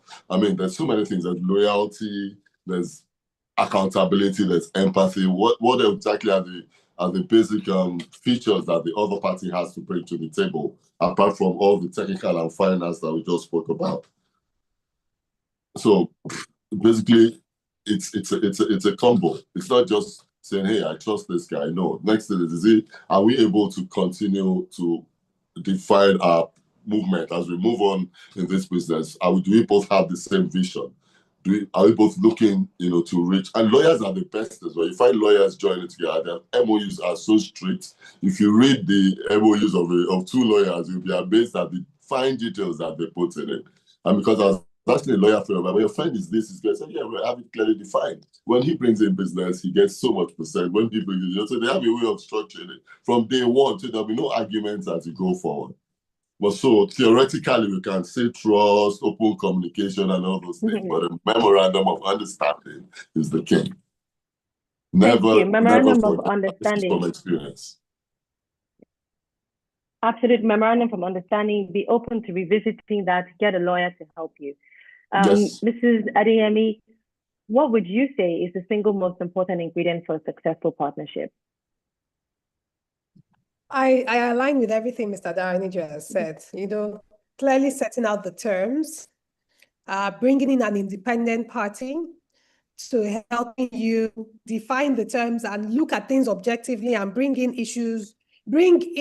context of issues that may happen and how both of you would agree to address that, and then going with it. Honestly, that particularly in business relationships, even when two best friends come together to go into a business, or even husband and wife, or even mother, children, we know family businesses, what can happen sometimes with family businesses, husband and wife, everything.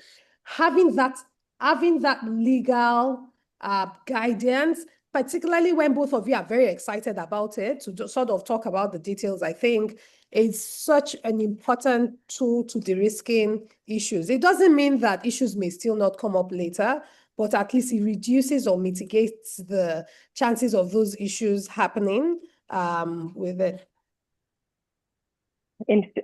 For you both to talk about MOUs this pointedly, it means it's about the most important thing to look at. So, so thank you very much for reiterating that.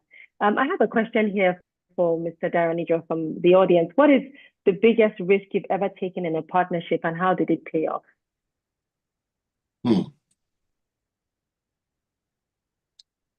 So It boils down to not writing an MOU. I took a risk of a huge business, partnered some people. They had the expertise, I had the connections, and I had the administrative skills to keep ensuring that the business went on. But at the point, the technical guys thought that, yeah, we do this and, we don't need you anymore. But they soon found out when that project expired that they couldn't continue without me. But then I didn't do an MOU for my financial reward.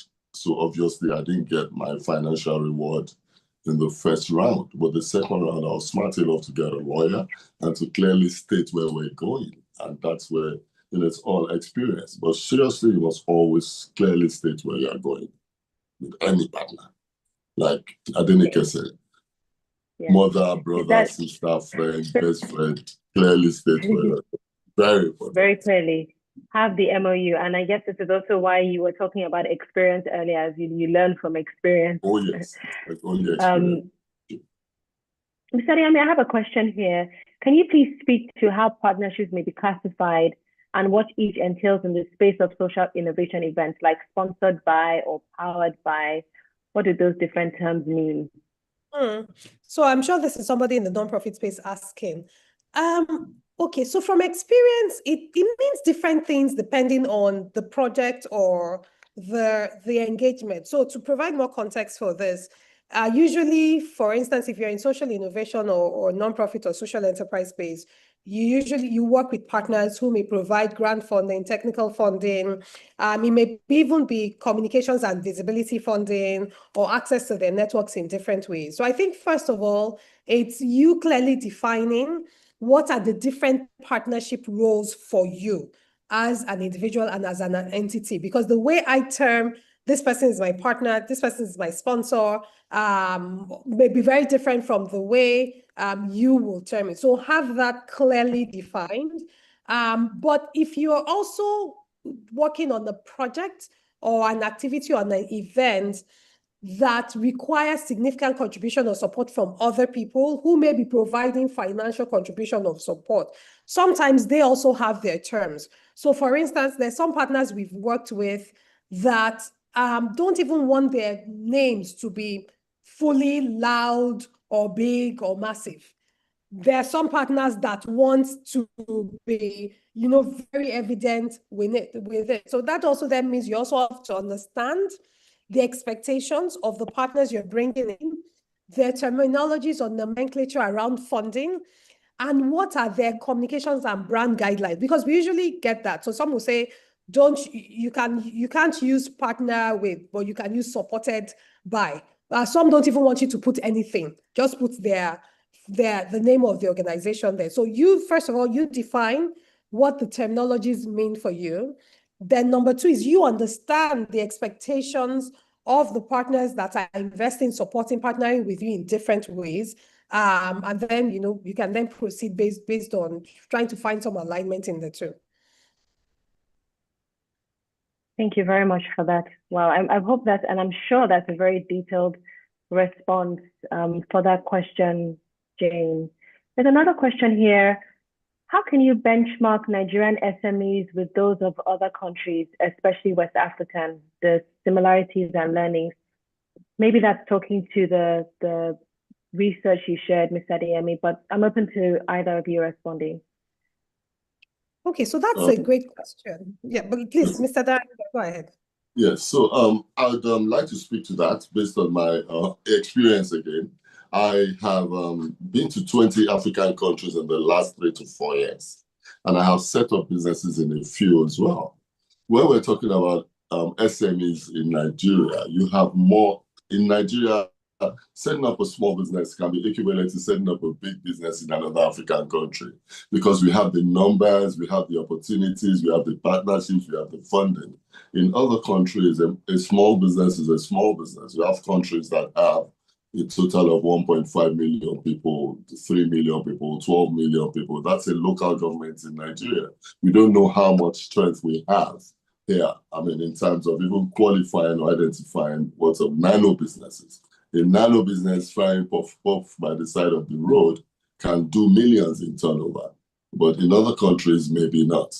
So comparing to other West African countries, it all depends on, what West African country you're talking about. In the French West African country, they're clearly guided by a lot of regulations. I've been to a country like Rwanda, where I found out that, as nice and good as, we hear about Rwanda, small businesses cannot thrive because the enabling environment is not there for them to have free enterprise like we do in Nigeria, and in so many other African countries as well. So comparing, you have to really identify, also watch their laws clearly and define where you want to, what niche you want to play in. And that's really very important. Over to you, Nike. Yes. So I will say a few things. I will first of all say, so I'll start with culture. For Nigeria, compared with a lot of African countries, the entrepreneurial culture tends to have different levels. So the entrepreneurial culture in Nigeria is very, very high. In a lot of West African countries, particularly Francophone countries, is not as high. It definitely is not as high. And what I mean by that is that not that people don't want to do business, but that focus on generating revenue, growing business, that hustle culture and mentality and the like, you do not find it there. In fact, in some cases, similar organizations like ours in other countries have to teach people the things that you don't have to teach people here. Here in Nigeria, what you're telling people is that no, not everybody should be running a business. Yes, we should all have entrepreneurship skills and talents, but that doesn't mean that, you should really get up and run a business. So I think that's number one. Number two, I also want us to be careful with assuming that Nigeria in its own is a similar demographic. There are 36 states, there are 700 and something local governments, and I can tell you there are programs we run, the same program in different states across Nigeria, and the entrepreneurial dynamics are very different. They are very, very different. In some states, for instance, particularly if you're comparing them with Lagos people will want knowledge, they want information. So they usually are initially very excited and energetic about it. But sometimes a lot of that gra does not necessarily always translate to the outcome that's there, and the apology.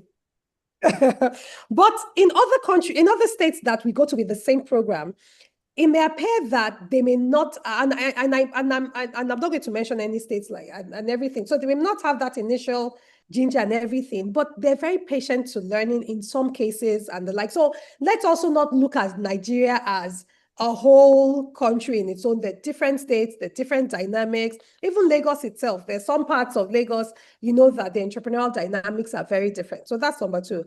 I think number three, emphasizing what Mr. Daranijo also said, is that there's a very strong entrepreneurial contribution in Nigeria, more than some other countries, to like GDP growth and the like. But what is consistent across a lot of African economies is that productivity impact. I think that in some countries, we actually have slightly higher productivity level and contribution, even though the entrepreneurship is lower, to productivity outputs than also in Nigeria. But again, some of these things are also dependent on the sectors that we're talking about. So there are things that are same, there are things that, that are different.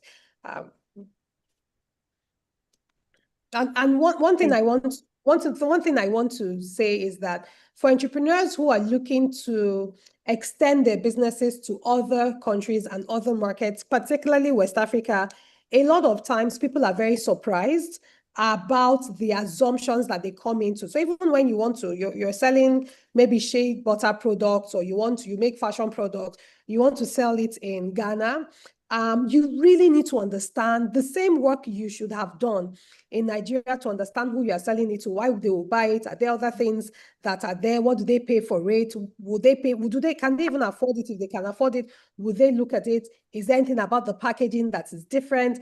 I feel that sometimes we make a lot of assumptions that because, Shebi is West Africa, it will take on the same way as it did here, not necessarily the same.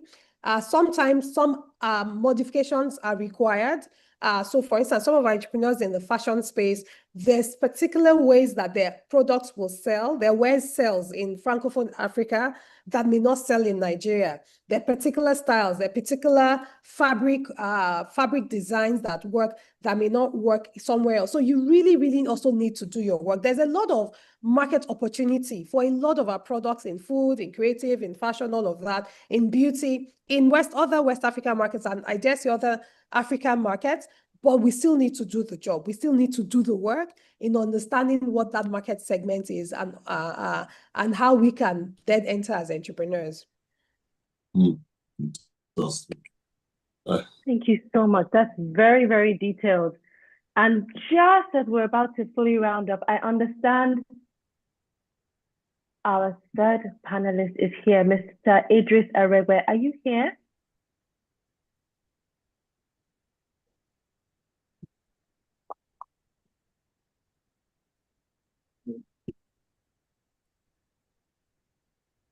I'm wondering if you can hear me, Mr. Aregbe, if you're here.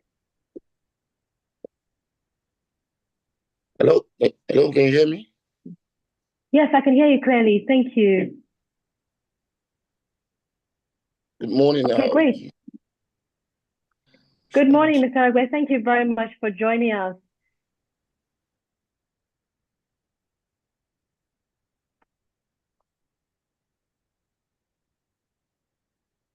Oh dear. Well, in the event that you could hear me, I'll just direct one question to you, perhaps that might bring your perspective into the wonderful conversation we've had so far. We've spoken a lot about partnerships, what it takes to build them, what's important to keep them clear, what they mean, what entrepreneurs need. And I guess the voice we've been missing is yours, which is that of someone who's working on the side of the government. So I guess my one question to you would be, for entrepreneurs who want to partner with government to scale their impact, what is the smartest way to start?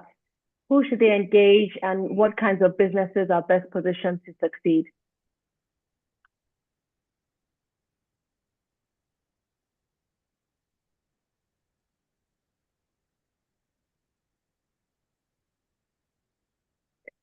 Unfortunately, I think we might have lost him again. Okay, I'll go to another question from YouTube, directed at Mr. Sorry, it seems that he got disconnected, Mr. Aregbe. So. Yes, I noticed. Thank you. So, Mr. Daranijo, someone has asked, you mentioned that some lessons can only be learned through experience. As a young founder, what mistakes should I avoid to accelerate that learning process and build the credibility you mentioned? Okay, I mean, probably as a young founder, you need a mentor. And that mentor would slow down that experience that would help you to avoid those potholes that the mentor has gone through. So you definitely need someone who has had experience. And as you navigate your path, you need to be able to, run it by people who have been there and done that. That's my clear advice to you. Thank you. So make sure you have a mentor.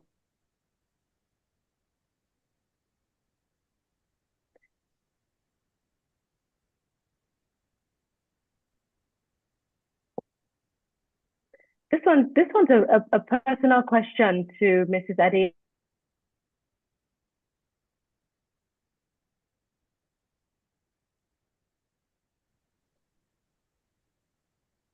Ms. Adeyemi, can you hear me?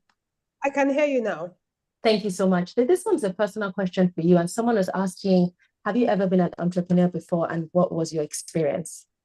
Okay, so I describe myself as an entrepreneur. I'm just not actively running my own business at the moment. And that's the one thing that for me is very important, that we are entrepreneurs. We can be entrepreneurs in different ways and apply entrepreneurial thinking, whether we work in government, work in private, or whether we work for other people, or whether we establish our business skills by entrepreneurial competencies, gifts, support, and build and scale sustainable businesses. Thank you. So yes, I'd like to being entrepreneurial. Oh, please add to that. So finish what you do. Hello? I can hear you clearly. Please carry on. You wanted to add to that, Mr. Daranijo? Yes, please. No. I wanted to just add something else, to what to the conversation. Primarily because we lost Mr. Idris. Some people might want to know a bit. I have a slight. I'm back. Ah, fantastic. Hold on. So I think you should still take the government angle and let people know how they can access government if they wanted to scale up their businesses. Hello. Welcome, Mr. Aregbe. Well, thank you very much. Can you hear us now? Yes, I think I can. Fantastic, thank you. Okay. The question I was directing at you just before we rounded up the conversation is for entrepreneurs who want to partner with governments to scale their impact, what is the smartest way to start? Who should they engage? And what kinds of businesses are best positioned to succeed? I guess that comes from the point of view that many people see government as so instrumental, but also so nebulous. We just don't know what agencies to go to, what ministries to go to, who to talk, what the agenda is, how to align. So to scale, what is the smartest way to start? Well, thank you very much. And once again, I'm really sorry for, coming on board now. Straight to the questions. And once again, I also want to thank my fellow panelists who have been, contributing to what we're discussing today. I think the first thing is, on the part of the government is that quite a number of people feel that, we still have the same folks, same people in government, and they think that, those doors are usually permanently locked and all that. I want to tell you that the opportunities with government are endless. Those doors are open. We have quite a number of us who are in government that who are also, we've been one businessman or entrepreneur before now. And we are aware that governments might not necessarily be doing business, but but most importantly, we're meant to continue to create an environment for businesses to thrive and all that. And so what that means is that we will continue to make laws, policies to make sure that our citizens, our people, continue to thrive in their daily needs and all that. For example, the Ministry of Tourism, people think it's just about entertainment and all that. But when I came on board, hello, can you hear me? Yes, I can hear you clearly. So when I came on board, we've seen what has happened in the international community, Dubai, tourism and all that. These are platforms whereby, are being used to push different narratives in terms of, businesses, trade and all that. And that's what we've been able to do to see how we can continue to use music platforms to push businesses opportunities and all that. Hello? I'm here. I can hear you clearly. Okay. You're still on. Okay. Thank you. So these are, so the opportunities are open. Government is not in, we're not competing with citizens. Rather, what we're doing is to continue to complement and support and make sure that we create an environment for citizens to thrive.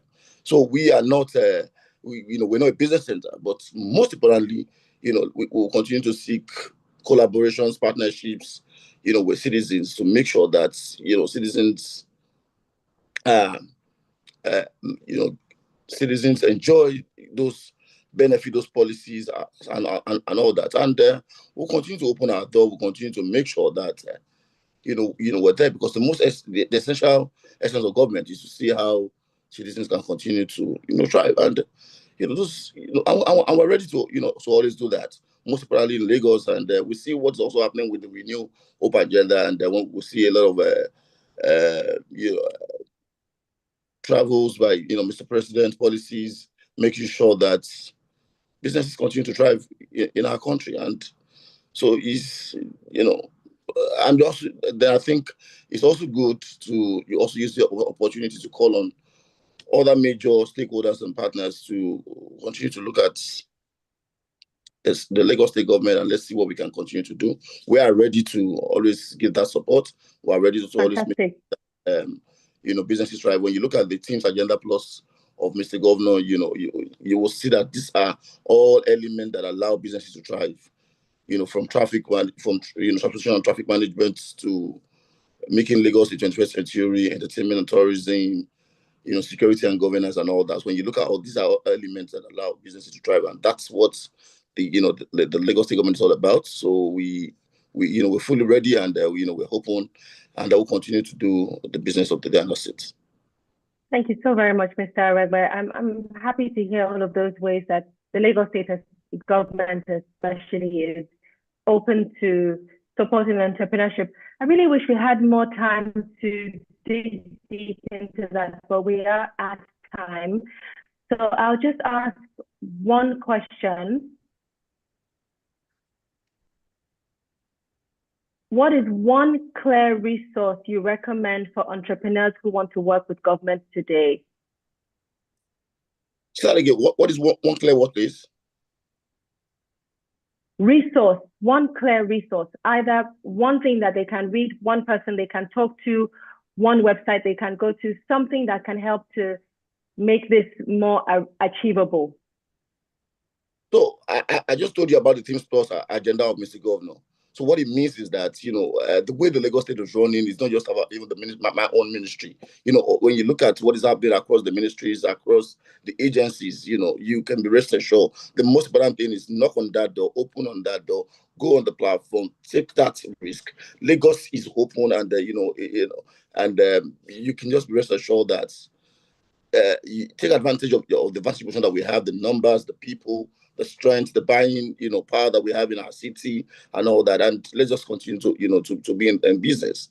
It's not just about my own ministry. It's across board. And we have a governor who so much believe in making sure that Lagosians thrive in what they're doing. And that's the more reason why we're looking at policies across board, not just in one sectors. We see in Lagos whereby the film industry is booming, the music industry is booming, the fashion is doing well, the food industry is doing well, and quite a number of it. So I think we need to give kudos to our governor. So in those days whereby if one sector is moving, it affects the other sector. That's not what we have in our Lagos today. So it's just a matter of how ready you are and how willing you are, ready to to push. So I just want to also use this opportunity to encourage on business owners and entrepreneurs to just continue to to be on the right path. And like I said, our doors are open, and we'll continue to give every support that we can. And you don't even also have to knock on those doors. We have a government that has created a platform for businesses to thrive. And like I said, we are not in a competition with our citizens. Rather, what we're supposed to do is to continue to complement and give them a fantastic experience and exposure for them to thrive. Thank you very much, Mr. Aregbe. It's been a wonderful conversation today. Oh, sure, Mr. Daranijo, there was something you wanted to add. I'd just like to, you must know also that I'm a trustee of the Lagos State Employment Trust Fund. So I'd like to speak a bit to my people, the entrepreneurs, the live people on the ground. Basically, there's seeming barriers to entry with working with government, but what you need to do is to have a look at them. They're not that difficult, and once you can get registered with government, the opportunities to bid for businesses, even if you don't know people, provided your bid is very standard, you'll be amazed that you'll be called to do a presentation. And 9 times out of 10, government is always looking for ideas. They're always looking for partnership opportunities to increase revenue. And you need to look from your own area. The easiest entry points will be the parastatals. Maybe, there are over 100 parastatals in Lagos State. You can go to them. They are easy to access. Most of the people there are semi-private sector people. If you don't inquire, you cannot gain anything out of it. So it's not just about regulating. It's also that there are a lot of opportunities for private sector entrepreneurs to work with government. Constantly, government develops the environment. They're the biggest spender in the country, and you should not lose that opportunity by stepping aside and just following regulation. As entrepreneurs, go in there. One, I said, through parastatals, they're easier to access. The 100 parastatals in Lagos, look for that matches your entrepreneurial drive. Secondly, there are bidding opportunities. Every job, every development that is undertaken in Lagos State is advertised. So you have to find where the advertising is done and make sure you bid for the ones you can, and you'll be amazed that you will, because it's an open platform. So that's it. I mean, it looks like a closed barrier, but it really isn't. So that's the tip I can give to you. As a trustee of the Lagos State Employment Trust Fund, we find it funny when people say that they cannot access. The platforms are there. Go on site, put in your information. A lot of people have gotten loans from government, have gotten different services from government without even having to know anybody. Government, it's your right. You even have a right to knock on a commissioner's door or a local government chairman's door. Go there and say, these are my services, that they're spending your money and they're open to you. So, I mean, that's semi-barrier. Entrepreneurship requires barging into spaces and getting out your opportunities. So you just have to go for it. The barriers are surmountable. Thank you. Very, very empowering comment you've added there. Thank you very much, Mr. Daranijo. Ms. Adeyemi, anything you'd like to add to that? Yes, please. Two things. I definitely would like to echo the work that the Lagos State Employment Trust Fund does. I am not saying this because Mr. Daranijo is here. I am saying this because in our conversations around partnerships that work, for a long time, I would say that's when people ask me what's a government program that one can point to that supports entrepreneurs end to end. And it's important that we give very specific examples. LSCTF has different things. So LSCTF, and I think their website is lsctf.ng. They have, for instance, those who are seeking, so young people seeking for employment and the like, they have job hubs, number one. Number two, they help entrepreneurs also train and get trained for specific things in specific areas. So I know for a long time, some of our entrepreneurs who were in fashion, who were in shoemaking, who were in catering, they had, very specific sector hubs where they went to be trained to understand just how it is to be able to build a business specifically to those particular sectors. Number three, for those who are in the tech space, they have a program called Lagos Innovates that they give vouchers for people to go and work for free, work for free or discounted rates within co-working spaces and work hubs around the state. And number four, they give funding. And I'm saying this personally because I know, and we've had issues with some government initiatives that were, that just never came to see the light of day. And so for those who are residents in Lagos, I'll say definitely make sure that you have your LASRA ID and all of that. Whenever there's the announcement of the MSME funds that is run by LSCTF, please go and do that. And then number two, that resource I want to leave is a resource by Faith Foundation. It's a website called msmehub.org, MSME, like MSMEs, hub.org.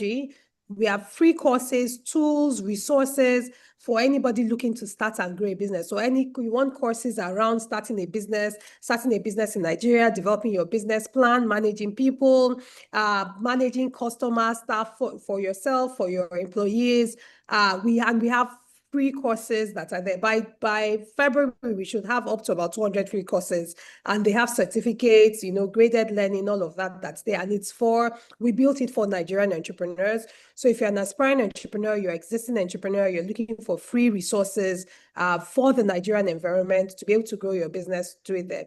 I think the last word will be for me is that anybody looking to build a business really just has to be intentional. It's never an easy journey, but it's a journey that has its high risks, but also has its high reward.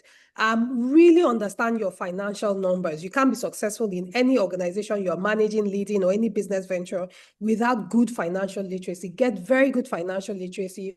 Understand the facets of the business. If that business you're doing is so maybe you want to train that doesn't be successful, you will be successful the finances business, take advantage of associations, trade groups, membership groups, take advantage of learning opportunities like organizations like Faith Foundation, like LSCTF that we've mentioned. There's a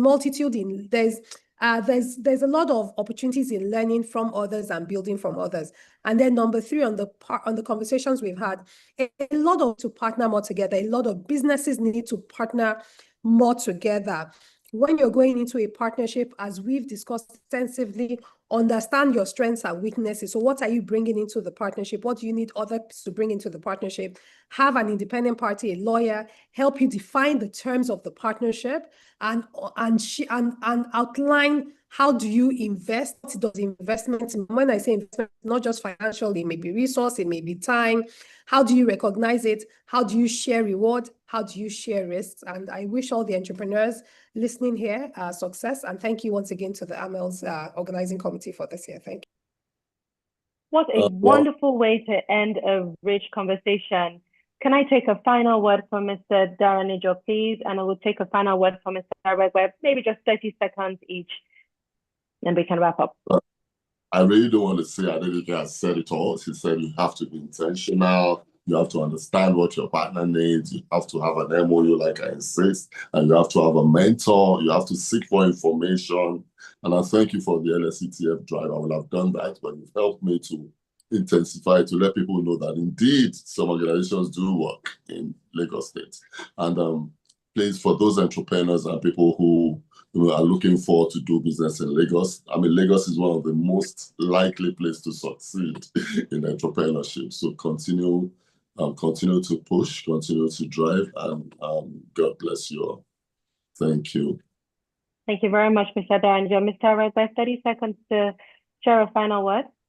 All right, I want to say that, transformation is not a journey, it's a destination. Let's continue to move. Let's continue to make sure that, we take advantage of some of those, opportunities that we have. We have them in civic engagement. We have them in LSCTF, the Ministry of Tourism, Science and Tech, Commerce and Trade Investments, the Women Affairs, and so on. So Lagos is the place whereby, we're not just looking at the sector or just the ministry, just an agency.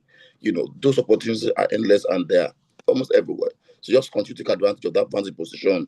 And be ready to take yourself, your family out of the needs that they want, and let's make sure that Lagos continue to count, Lagos continue to lead, and Lagos continue to win when it comes to commerce. Thank you so much, Mr. Aregbe, and for everyone who has listened and joined in to us today. You would agree with me, we've had a very rich conversation. There's a lot that has been shared today. My panelists have not only done a great job of breaking this down for us into real terms, they've also gone ahead to summarize a lot of what we've talked about. A few other things that I want to bring back to your radar. Your network is your net worth.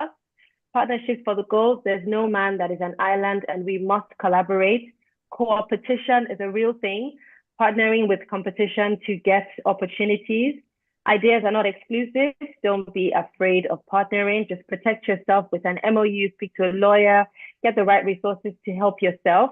Be a problem solver or solutions driver. Join an incubator. Find a group that you can speak with that is the same, pursuing the same goals and values as you. And remember that there are so many resources around you. We've heard so many today. The ministries, the parastatals, find where the bids are advertised. Bid for some of those opportunities. Look at LSTTF, Faith Foundation, msmehub.org as a good one-stop shop. Let's all go forward, committed to building partnerships that unlock growth boldly, practically, and inclusively. Please join me in thanking Adenike, Adeyemi, Sinari, Bolade, Daranijo, and Idris Aregbe for sharing their wisdom and time with us today. Thank you very much. I will now hand it over to our moderator, Karima. Thank you for taking it forward.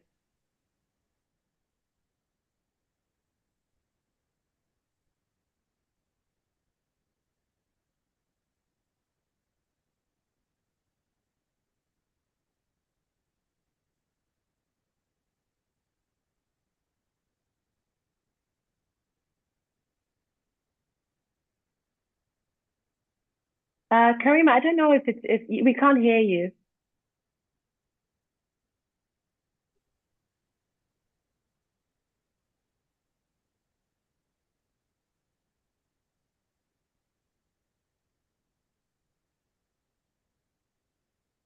Can't hear you.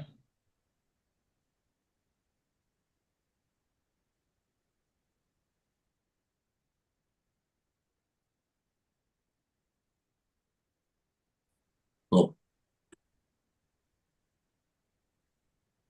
We still can't hear you.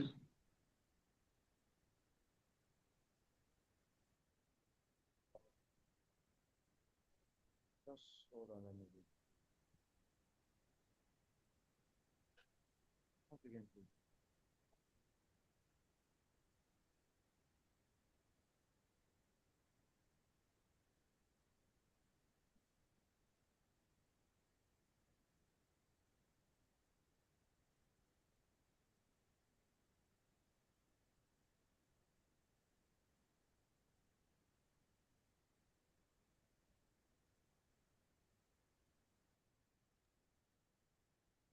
can't see any.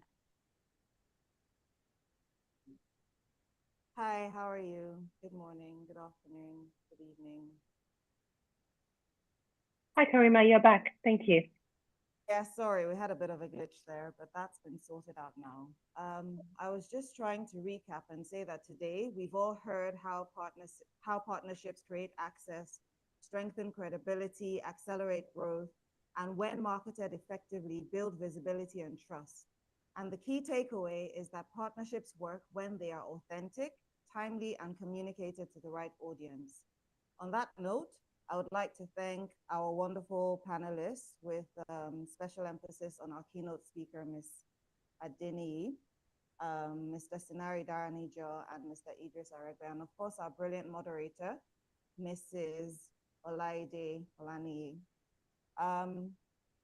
At the point earlier on in the program, we were discussing the reason why we were all here today.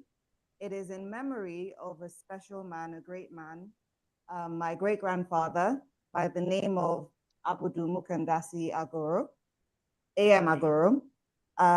We will be replaying his life and times, as when we did that earlier, it seems that there was also a technical glitch. So we will just do a brief run through of the life and times of A.M. Agoro before we wrap up this session. Thank you.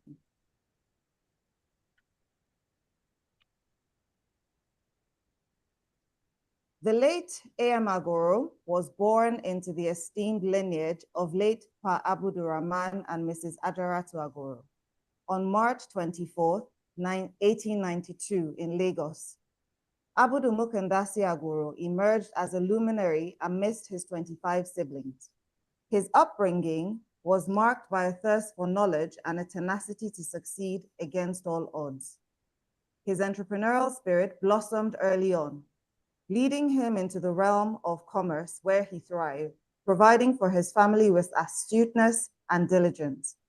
As the proprietor of A.M. Agoro and Brothers, he established himself as a reputable building contractor. He did have a nickname, as we've been told through law, and his nickname was Baba Contractor. He executed numerous contracts and amassed considerable wealth in the bustling cities of Ibadan and Lagos during the 1930s and 40s. In the tradition of his time, A.M. Agoro embraced polygamy, marrying 7 wives and fathering 18 children. He was a devoted husband and father, ensuring quality life for his family and prioritizing their education. His commitment to his children's education extended to sending them abroad, including to the UK, for further studies. Of the 18 children of the late A.M. Agoro, there are still 4 that are alive and well. And they are Alaja Taibat Agoro. She should be coming up on the screen anytime.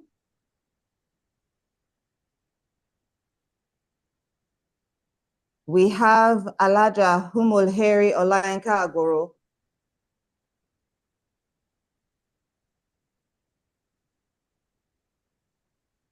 Engineer Bolahan A. Agoro.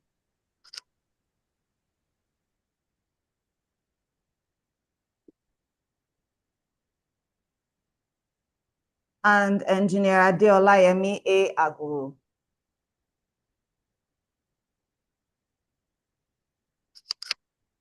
Thank you. So it is based off of his life and experiences and entrepreneurial spirit that the A.M. Agoro Entrepreneurial Lecture Series was created. Once again, we would like to thank you all for attending. We will now be concluding. Actually, sorry, I forgot to mention, shortly after this ends, you can go on YouTube. A YouTube link will be sent to you, and you can rewatch if you missed any portions of this recording or any portions of this session. You can go onto LinkedIn and have a rewatch and familiarize yourself with whatever it is you may have missed out on. Thank you for joining us at the 7th AMAELS. We look forward to seeing you at the next edition. And until then, may your partnerships unlock growth that is worth celebrating. Thank you for joining us.